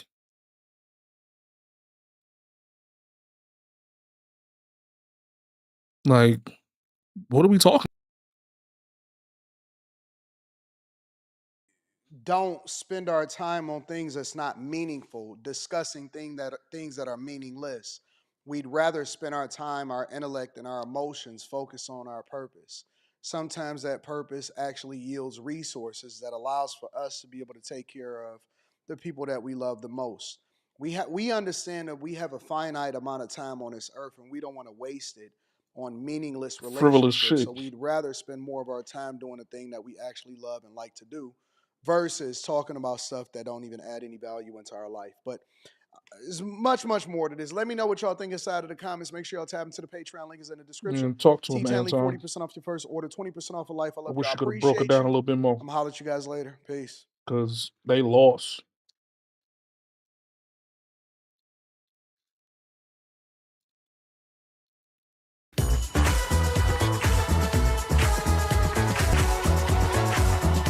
I just want to know how men have left less depth in their friendships, but have longer lasting relationships within those friendships, by and large, in mass. I've literally looked at a woman on my Facebook TL that has had a best friend, has 4 different best friends in the last year and a half. Every time they go on a vacation, that last best friend is obsolete because they did some weird shit or something that they couldn't stand by or whatever. I got the same friends I had since 5th grade. The exact same ones. A couple of new ones have fallen into the area, and a couple of old ones are falling off. But the main group is still the same people. How does that work if I don't have any depth within the relationship? Like, it doesn't work like that. Killing our generation. From what I've gathered in a little bit, just to kind of bet this video know what's going on, is Todd Boogie's talking about how everything is being put on the internet, whether it's your grandmother's funeral, whether it's the first day that you was born, you sliding right out of your mother, everything being shown, that type of oversharing. You know what I'm saying? Let's get into it, because I think it is doing something to our brains. Look at him. Y'all see this? Look at me. Y'all see how I look right now? This man that brought me on a date to Shake Shack. Like, of all places. Look at him. So you Now that's gotta be a skit. That's gotta be a skit. Make your post on Facebook letting everybody know that you mad at your dude or he did whatever. You speaking out of anger and emotion. Understand that the actions and the stuff that you putting out there on social media is causing your man to get closer with somebody else, all because she's saying and feeding him that she's not gonna do what you do. This music is insane. I remember when Instagram first came out, like Instagram and Snapchat. The type of posts we used to post on Instagram and Snap. Damn, my nigga Ty, you old as hell, man. Saying that like I'm not 2 years younger. I just don't remember when Instagram came out, though. I think I remember when Snap did. I don't even think I remember. I just think the apps were out and they were in the early stages. He talking about, I remember when MySpace came out and shit. Shout out my dog, Top Boogie. Chat used to be so pointless, but it was so much fun. It was like a vlog, especially Snapchat. Snapchat, you would literally post every single moment of the day. That was like the thing to do back then. It was genuinely just fun and just updating your family and friends. But now that we are years into social media platforms, things have really changed and people are starting to overly share in their content, posting everything good or bad about their relationships. People have gotten so comfortable with sharing their life, they're even recording themselves in the shower. Actual BD, a video of my BD after I go through his phone and kick him out. See, I actually had to blur out this video because I don't even know how TikTok guidelines allowed this video on here. But why are we recording ourselves taking a shower? In the bathtub. But it goes a lot deeper than just content creation. Like a lot of people feel the need to post their every single moment. And people are starting to realize that posting luxury is not the real luxury anymore. The real luxury is the privacy. Oversharing has gotten so cheapened that privacy is the new luxury. So we're not going to talk about the biggest flex are the things that people can't see.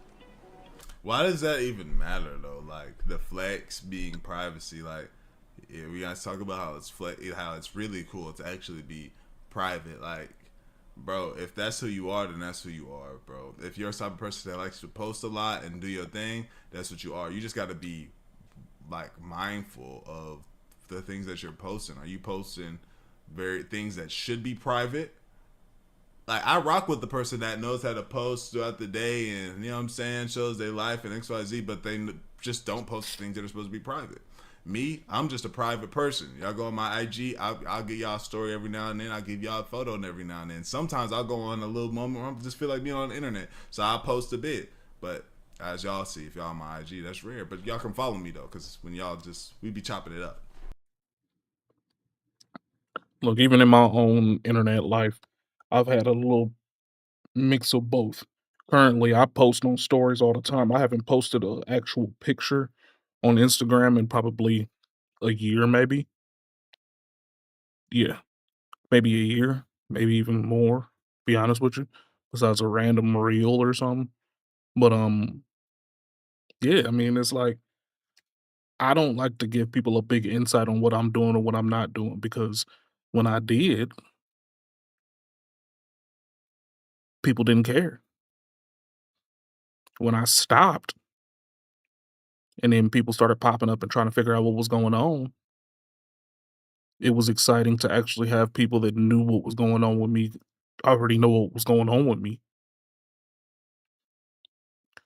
A lot of this,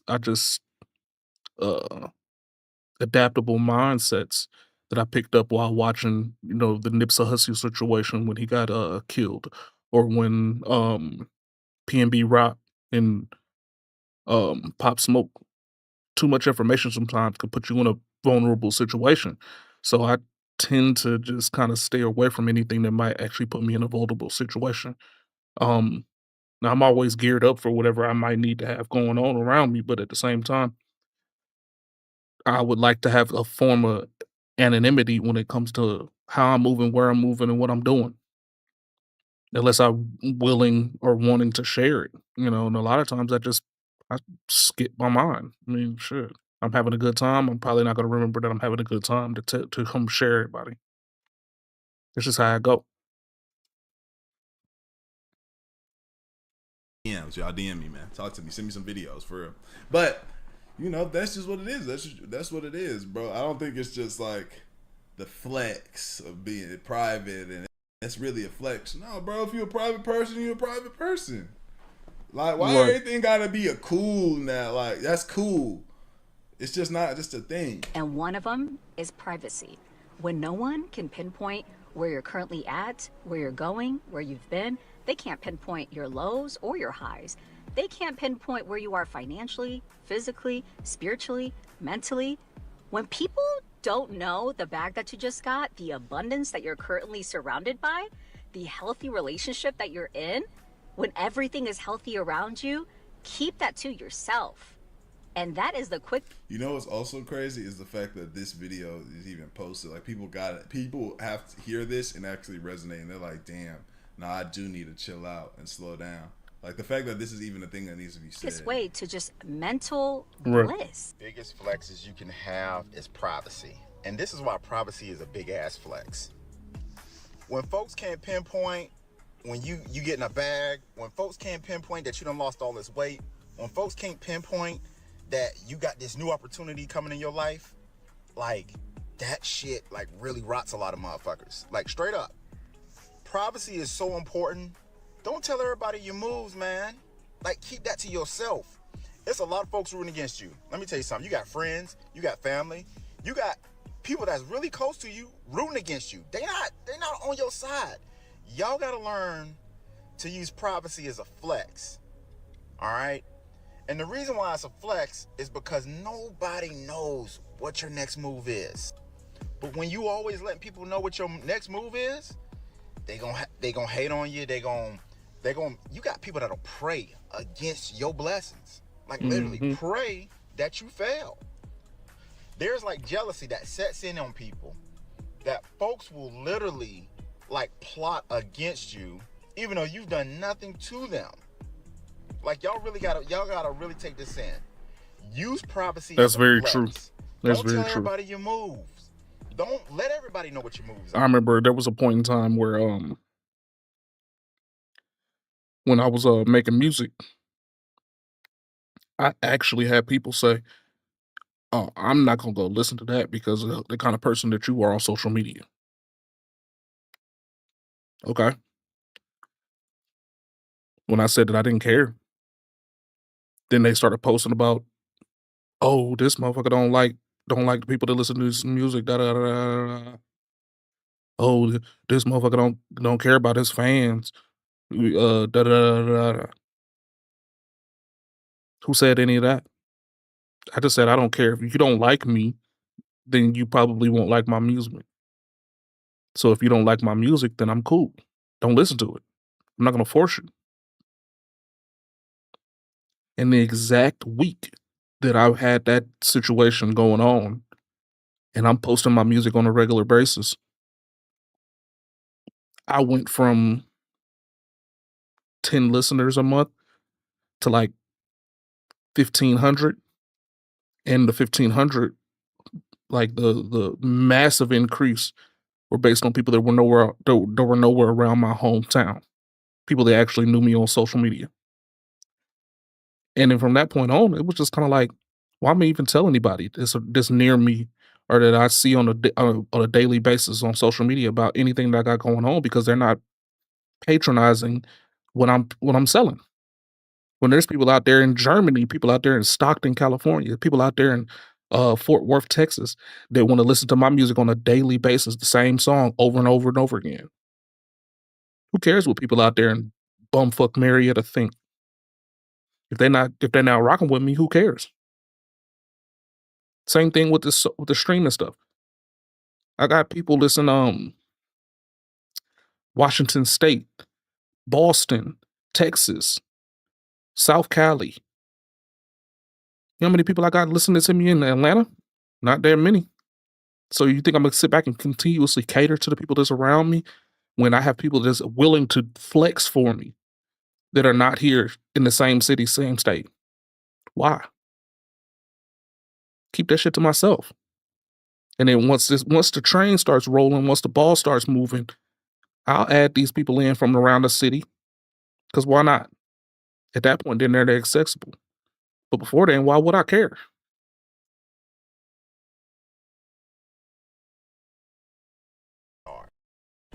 It's like you gotta think about it from this point of this. Like, if we got in a war with a country, you think the United States gonna broadcast on the news what the fuck we about to do to the next country? Hell nah. They gonna do that shit overnight, and you gonna hear about it the next morning. And that's why the United States is able to flex the way they're able to flex. So, folks, with privacy, keep that as a flex, man. Privacy is one of the biggest flexes, because when nobody can't know your next move, they can't plot on you. See, as an influencer, I fell into this trap really bad early on because I was trying to make social media my full-time job. So the more posting I was doing, the more engagement. It all made sense to me, at least. But it got to a point where if I was doing something fun or something important and I didn't post it, it was almost as if that moment never happened. Interesting. And I know people that do probably feel and think like that.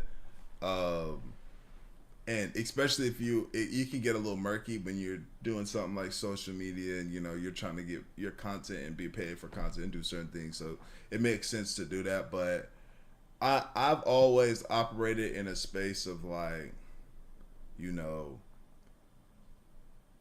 if it's something like that, I think that's just how certain people are. Like, they like to show certain things, and there's no problem with that. Yeah. Like, I like to be on there like and that show sometimes. what I'm doing and show me working out. Like Berto loves doing that. He loves going on there, take his shirt off and take a picture, show his progress.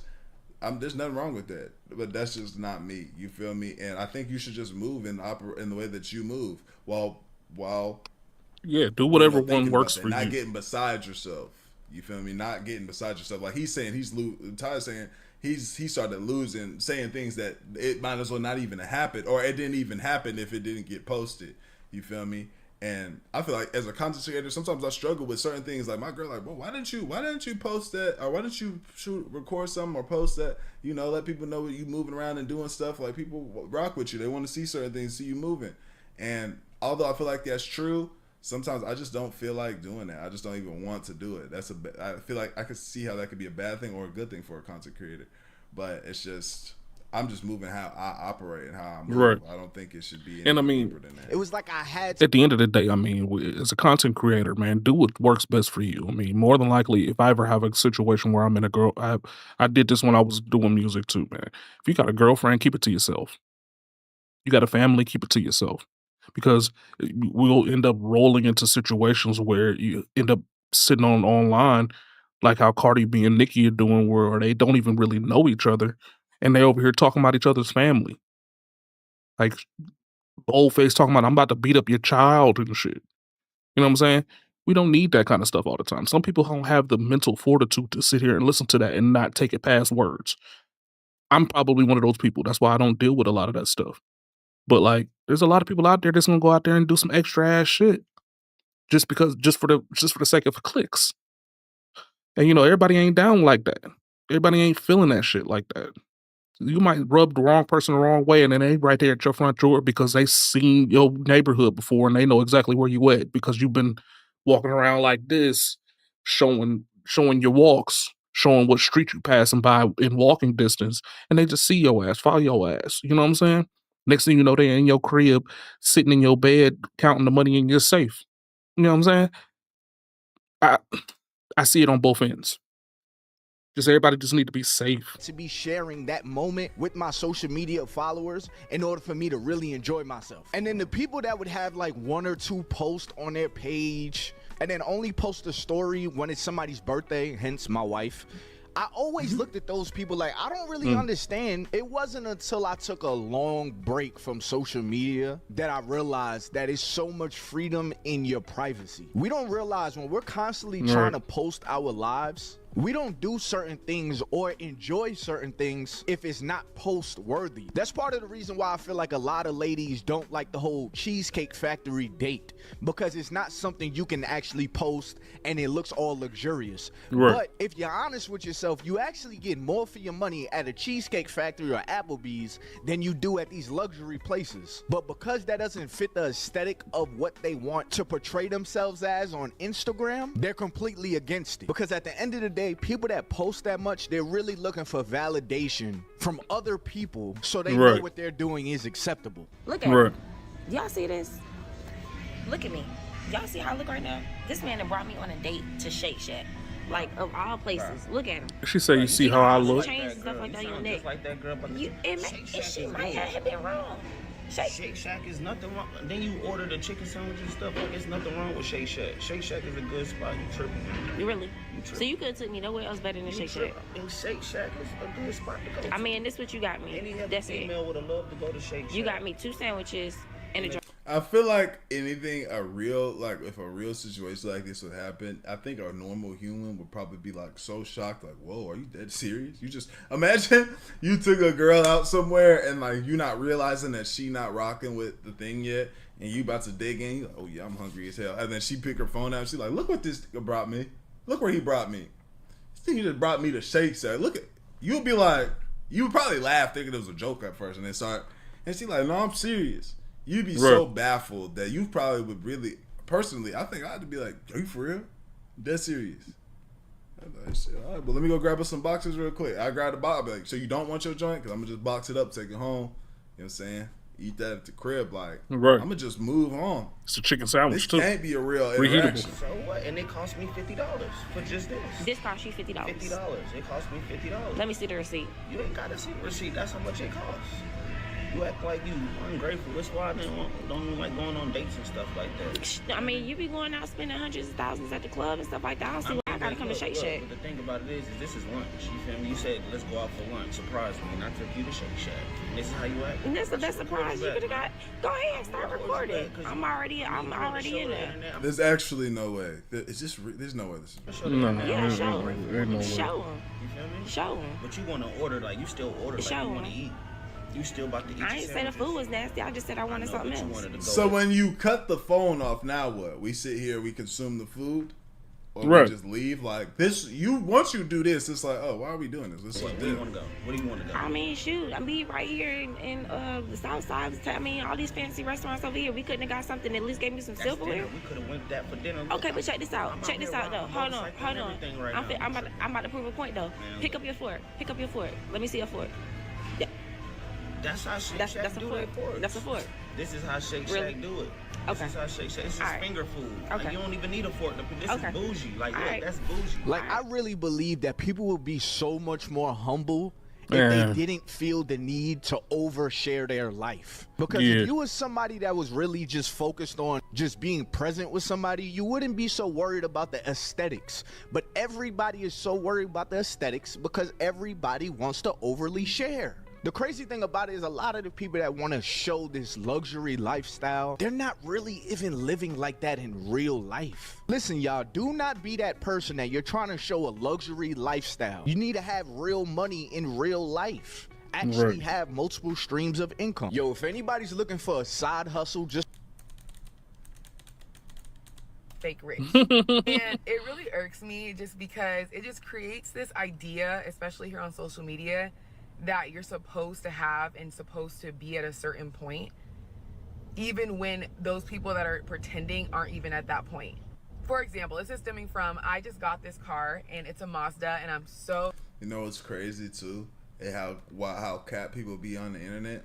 My girl was telling me about this one person that she knows that is not in school whatsoever, but posts on her Instagram like she's in nursing school. Like she'll get a photo off of like on some Pinterest stuff or a picture of somebody else's sister, like somebody else that she knows that's in school, and post it and being like grinding, getting to it. Like scary, bro. That's scary. You so capped out, like so like my life is not on that. I need to let people need to think that I'm moving around doing things that you grab somebody else's photo that you know and post that. So people can people can think that you, and they can congratulate you online. You know what I'm saying? That's insane. I'm so proud of this car. I worked hard for it. I was able to put a lot of money down on it, and I said that it was my dream car. And although like every single comment has been so sweet, congratulating me, people saying that Mazda is their dream car, there were a few comments and some that I deleted because were like, really, a Mazda is your dream car? A Mazda? And I'm like, yeah, a Mazda. I'm very mindful with my coins. What? Also, I do very well for myself, but I'm living within what I have at the moment. A new Mazda car. There's no reason to explain this. Right. There's no reason to explain this. It's not worth it. You like what you like. It is incredible to be able to afford to get myself. Let me just share this with y'all. So you in a relationship, you going through something with your man. Something happened, he make you mad, you make a post on Facebook. So you make your post on Facebook letting everybody know that you mad at your dude or he did whatever. You speaking out of anger and emotion. So you type your post and you post that. So then after you make your post and you post it, and it's coming down to everybody news feed. So everybody looking and they watching, and you got another girl at home and she see this scroll down her news feed. Now she's somebody that ain't had no man in a while. She ain't been in no relationship. She see this. She know you and she know your man. So now she know that you and your man going through something. So now when she out and about and she see your man, she know how to deal with that situation because she know it's trouble at home. This is a lot of overthinking. This is deeper than...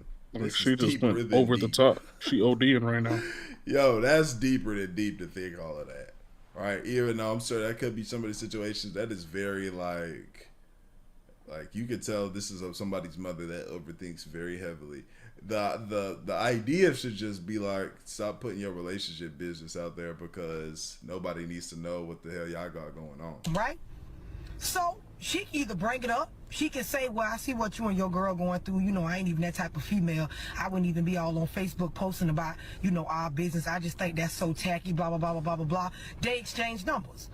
The stuff she's saying caught your man eye because he aggravated with that that you doing anyway. So we not saying he right, but I'm just giving your ass circumstance.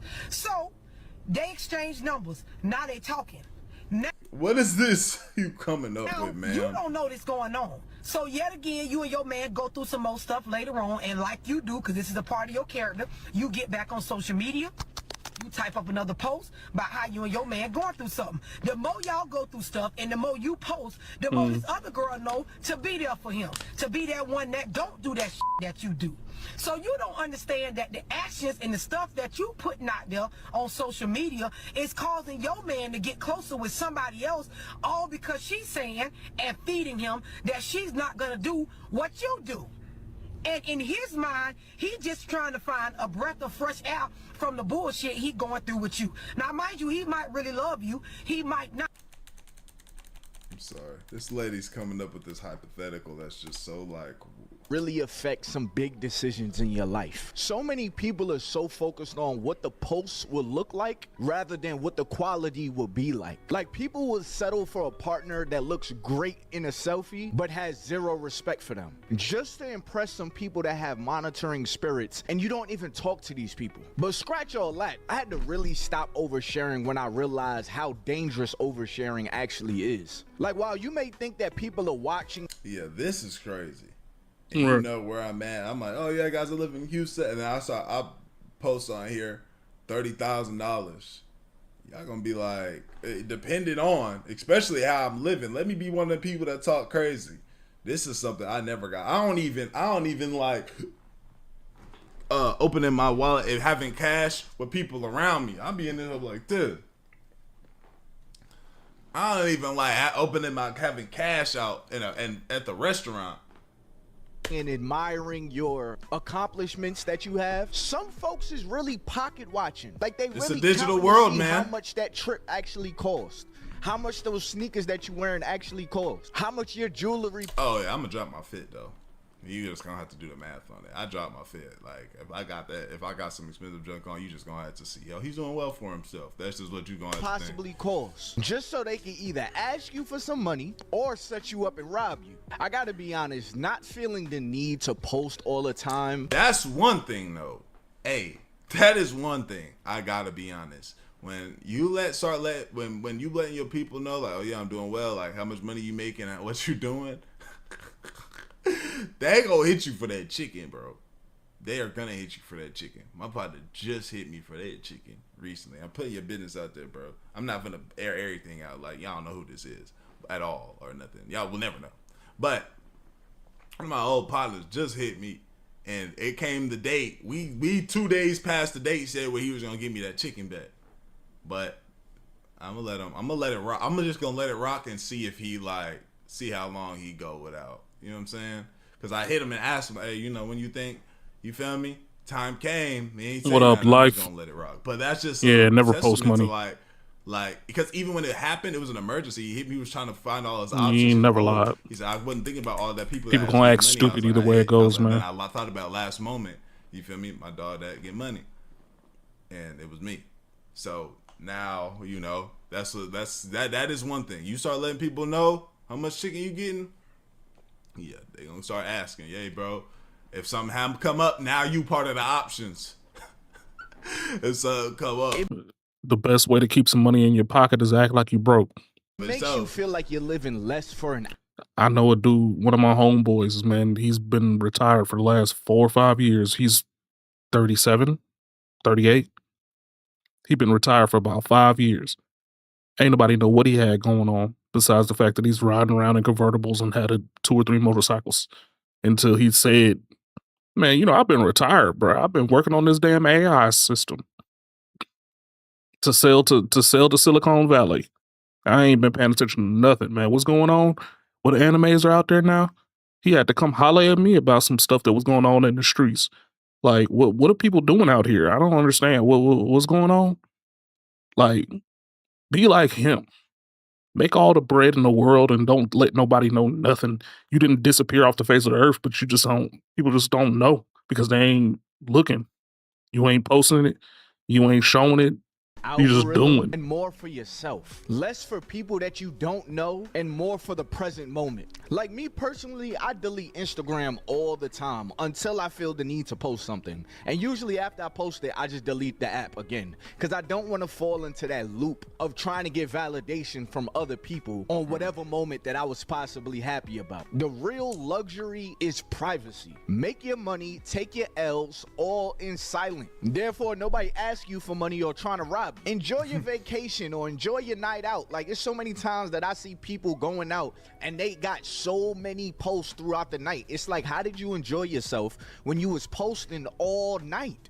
Like, I literally just imagine you like this. And then you mess around and go out with those people just to find out that they were sitting in a section like this the whole time. Bored as hell. They pulled their phones out. Exactly. They wasn't really enjoying themselves. They just made it seem like. That's one thing that can be difficult too, navigating social media. Mess around and look at somebody that's having or doing something, this, that, and the third, and you're like, oh, nah, I need to start popping out more. I need to start doing this more. Like, I'm trying to get lit. I look fun. But then when you get into the environment, like, that's going out. For me, for sure. Like, I'm not a go out person. I've been going out more. So dog been wanting me to pop out with them because of circumstances. So I'll kick it with them. We doing our thing.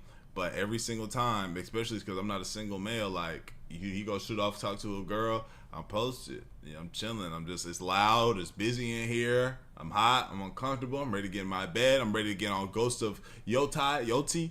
That game been fun recently. Y'all know I'm a gamer, man. Gamer at heart. That being said, I'm off, bro. I'm gone. I gotta get these videos done. I love y'all. I appreciate y'all. Great for y'all. AD lad. Yeah, same here, man. Same here, dog. That was my last video. But yeah, man. Look, I don't like going out either. But every blue moon I do, just like I did last week when I had went to the food festival.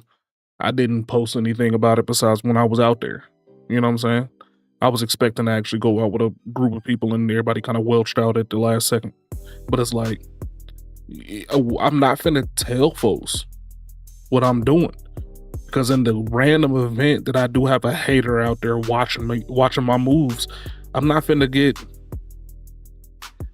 Yo, it's all good though, life, man. It's all good, man. I'm back on schedule again, man. I had a rough couple last days, man, so I wasn't able to get up here as much as I like to. But it's all good, dog, man. You know, it's all love, bro. It's all love. But yeah. You know, it's a thin line, I say, between, you know, being an active content creator, being an active part of the social media zeitgeist or whatever the hell you want to call it, and actually being who you are to a fault. You know what I'm saying? It's a big difference between the three. And the better you get equipped to dealing with either of those aspects by themselves, the better you are in all aspects separately. And, you know, folks, we just need to get folks to understand that shit. That everything doesn't have to be on the internet. And everything that is on the internet ain't 100% real. And a few times that both of those things intersect, let people have it. Like, we don't really have to, there's too many haters out there in the world for us to actually be sitting around here thinking that everything that we do has to be seen, or everything that we do has to be loved, or everything that we say needs to be taken at heart, or anything like that. We live in a world where there's a lot of misinformation and a whole lot of people that just dislike you just because you're doing something that they can't do. And yeah, vanity metrics. And honestly, I mean, the more and more inapt you are to get away from all of that shit, the better off for everybody in the world. You know, I mean, if that's the kind of person you are to where you want to show everybody everything, you're just going to open yourself up to people being able to hate in your face. And that's just not what I'm down for. So that ain't what I'm going to do. You know, so many people want to look a certain way to other people, even if it's fake. Exactly. And that's what the biggest problem is out here, man. Like I said, I know people that go clubbing every day or go clubbing every week, and they're on social media showing how great of a life they're having. And then as soon as they close up the app, they the first ones begging for some money from somewhere. You know what I'm saying? So it's like, you gotta pick your battles. I mean, everything doesn't have to be a continual highlight reel, and everything doesn't have to be shown to everybody. You know? A lot of poor people trying to look rich. That's why they're poor. Exactly. And the crazy part is, man, we sitting here, we looking at a world where we get to see these rich people now. We seeing the Zuckerbergs, we're seeing the Bezos. I mean, yeah, they blow some money. They'll blow some money. But then would you be able to pick them out in the middle of the street if you saw them walking around with their Doc Martens on and some Levi's, graphic tee on or something? Would you know for a fact that that was Jeff Bezos? You know what I'm saying? Would you know that was Mark Zuckerberg? I mean, the only reason why I would know if I saw Mark Cuban or something walking around, because I see his face all the time. If I didn't know that, would I know? I mean, literally, I just had Agent 00 come into my store the other day, and nobody knew who the hell he was. That's a multimillionaire walking around, just bold-faced, unencumbered, because he doesn't look like $1 million bucks. You know what I'm saying? Yeah, Zuck does look a little alien. He looks a little like he's created by robots or something already. He's the first AI, like he's the first human brain put into a robot body or something. That's what he looks like to me. His skin just looks wrong. But yeah, like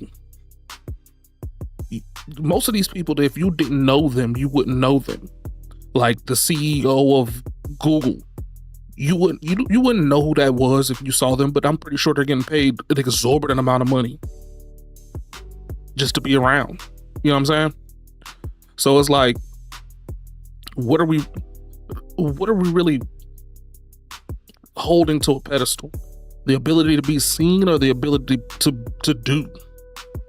Because I'd rather do than be seen. And that's in a million different ways. You know what I mean? Yeah, the first Skynet prototype. Man, mind blowing. In the Alien franchise, there is a company called Hyperdyne. It's an offshoot company of Cyberdyne. Cyberdyne was Skynet before it was taken over by the AI system that controlled the entire Terminator, program. So Terminator, Predator, and Alien are all connected. And nobody fucking knew. So we could literally be seeing a possible Terminator, Predator, Alien crossover. How real that actually is of happening, no clue. But there's evidence in both the comic books and in the recent show that Hyperdyne is the parent company to Cyberdyne, which is what Skynet was, and once the AI took over.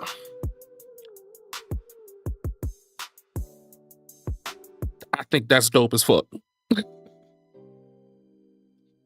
But yeah, and then Mark Zuckerberg runs it all from Brainiac technology. You know what I mean? I don't know how real that is, but you know, seems right to me.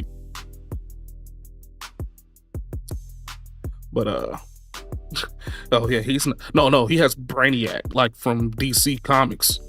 He has that tapped into his brain.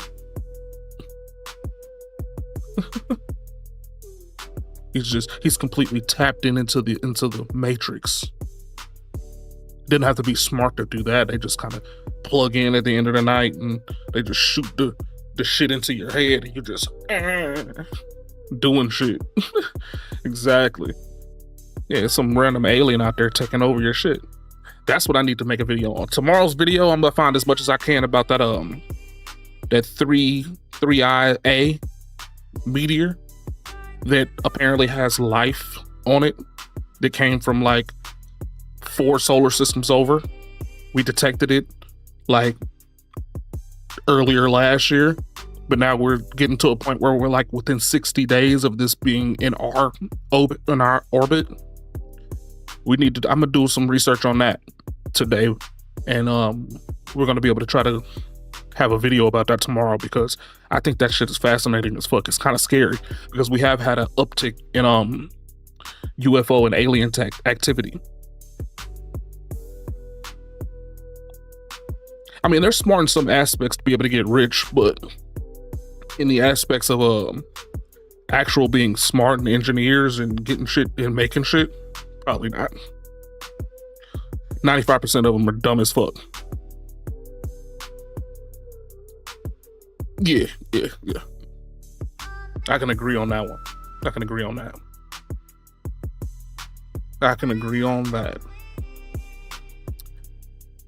But yeah, I mean, you know. Yeah, man, I've been seeing that you've been I haven't seen you actually going live, but I've been seeing that you have gone live. So I'm like, hey, my man's up here doing his shit. Okay. All right. And I'm in lock-in season now, man, so I ain't even fucking with these hoes no more. So I'm gonna be on every single day, probably even on Thursdays if I'm not doing my hair. No more stalling, no more questions. By the end of this month, we're gonna have clips rolling automatically with the AI system. And we're gonna start working on having those thumbnails for every damn video now, instead of just having the plain Jane every game or every stream thumbnails. So be prepared for that. Looking out for that. We're starting to have a little bit of extra bread because it's towards the end of the year, which means I get a lot more hours. So be on the lookout for that. I haven't gotten yet. What's the shit called? Steam. I haven't gotten Steam yet on my computer, but we're gonna be getting that soon. Probably within the next couple days before this next off day situation. We're gonna have Steam and have the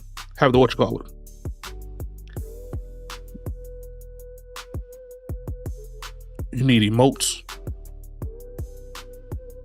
I'll go into detail over each one, why they are idiots. Hey man, I'm cool with that. And what you need? Emotes from mine, or you need emotes over there on yours? Because we can work that out. Yeah, we can definitely work that out. If anything, I probably can make something for you. I don't care. I got some emotes and badges and shit that I just haven't put up on mine yet because I haven't had enough people coming through. You know what I'm saying? For me, I'm gonna use AI. Shit, we'll chop it up, man. Let's chop it up. We'll talk about that, man. But yeah, I need to go on and get ready to get up out of here, man. Go on and get this little 9-to-5 money.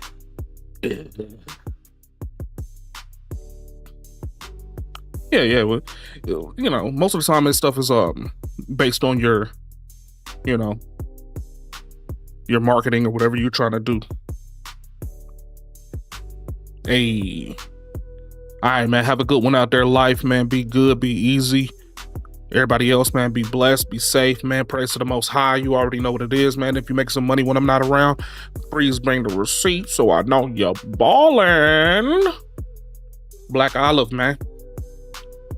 Would it be lunch or breakfast? Hey, man, this is technically lunch now, but it could be late breakfast, brunch. Shit, I know how that is, man. That's exactly how I was on Wednesday. I'm telling you, man, my damn car was acting stupid, so I couldn't even get on stream. Car was acting stupid. Wednesday, I woke up late, tried to go get some breakfast. It was like 8:45, and then my car was like, yeah, bruh, you ain't doing shit. So, if anybody feel you, I feel you. That's how it be nowadays, man. Everything be a little odd, especially with the weather changing, seasons changing, and all that shit.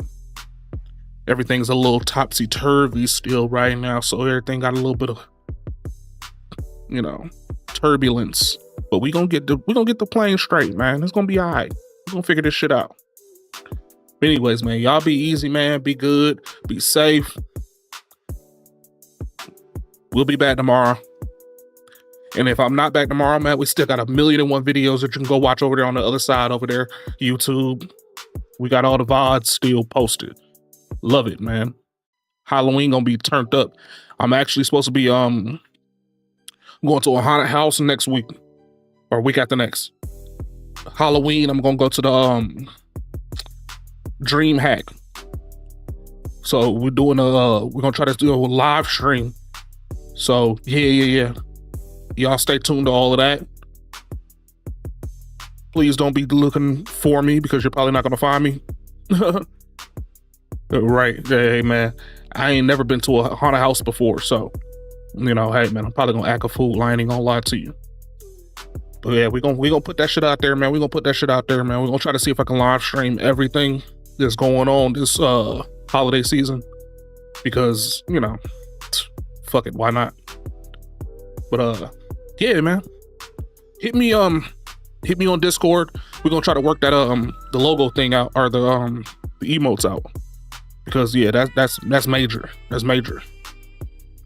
But yeah, let me go on and get up out of here, man. Y'all be good, man. Be safe. Appreciate your life. Peace. Yeah, I see your photo. Little tree. Tree of life. Yeah. Yeah, I see that.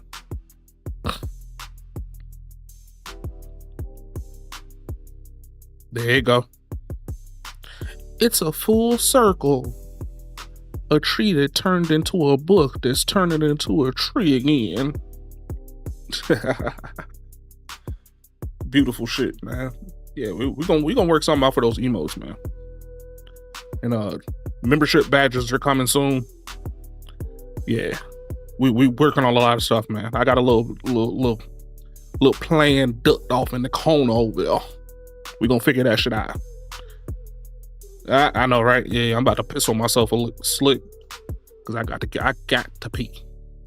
But yeah, y'all be good, man. Be easy, man.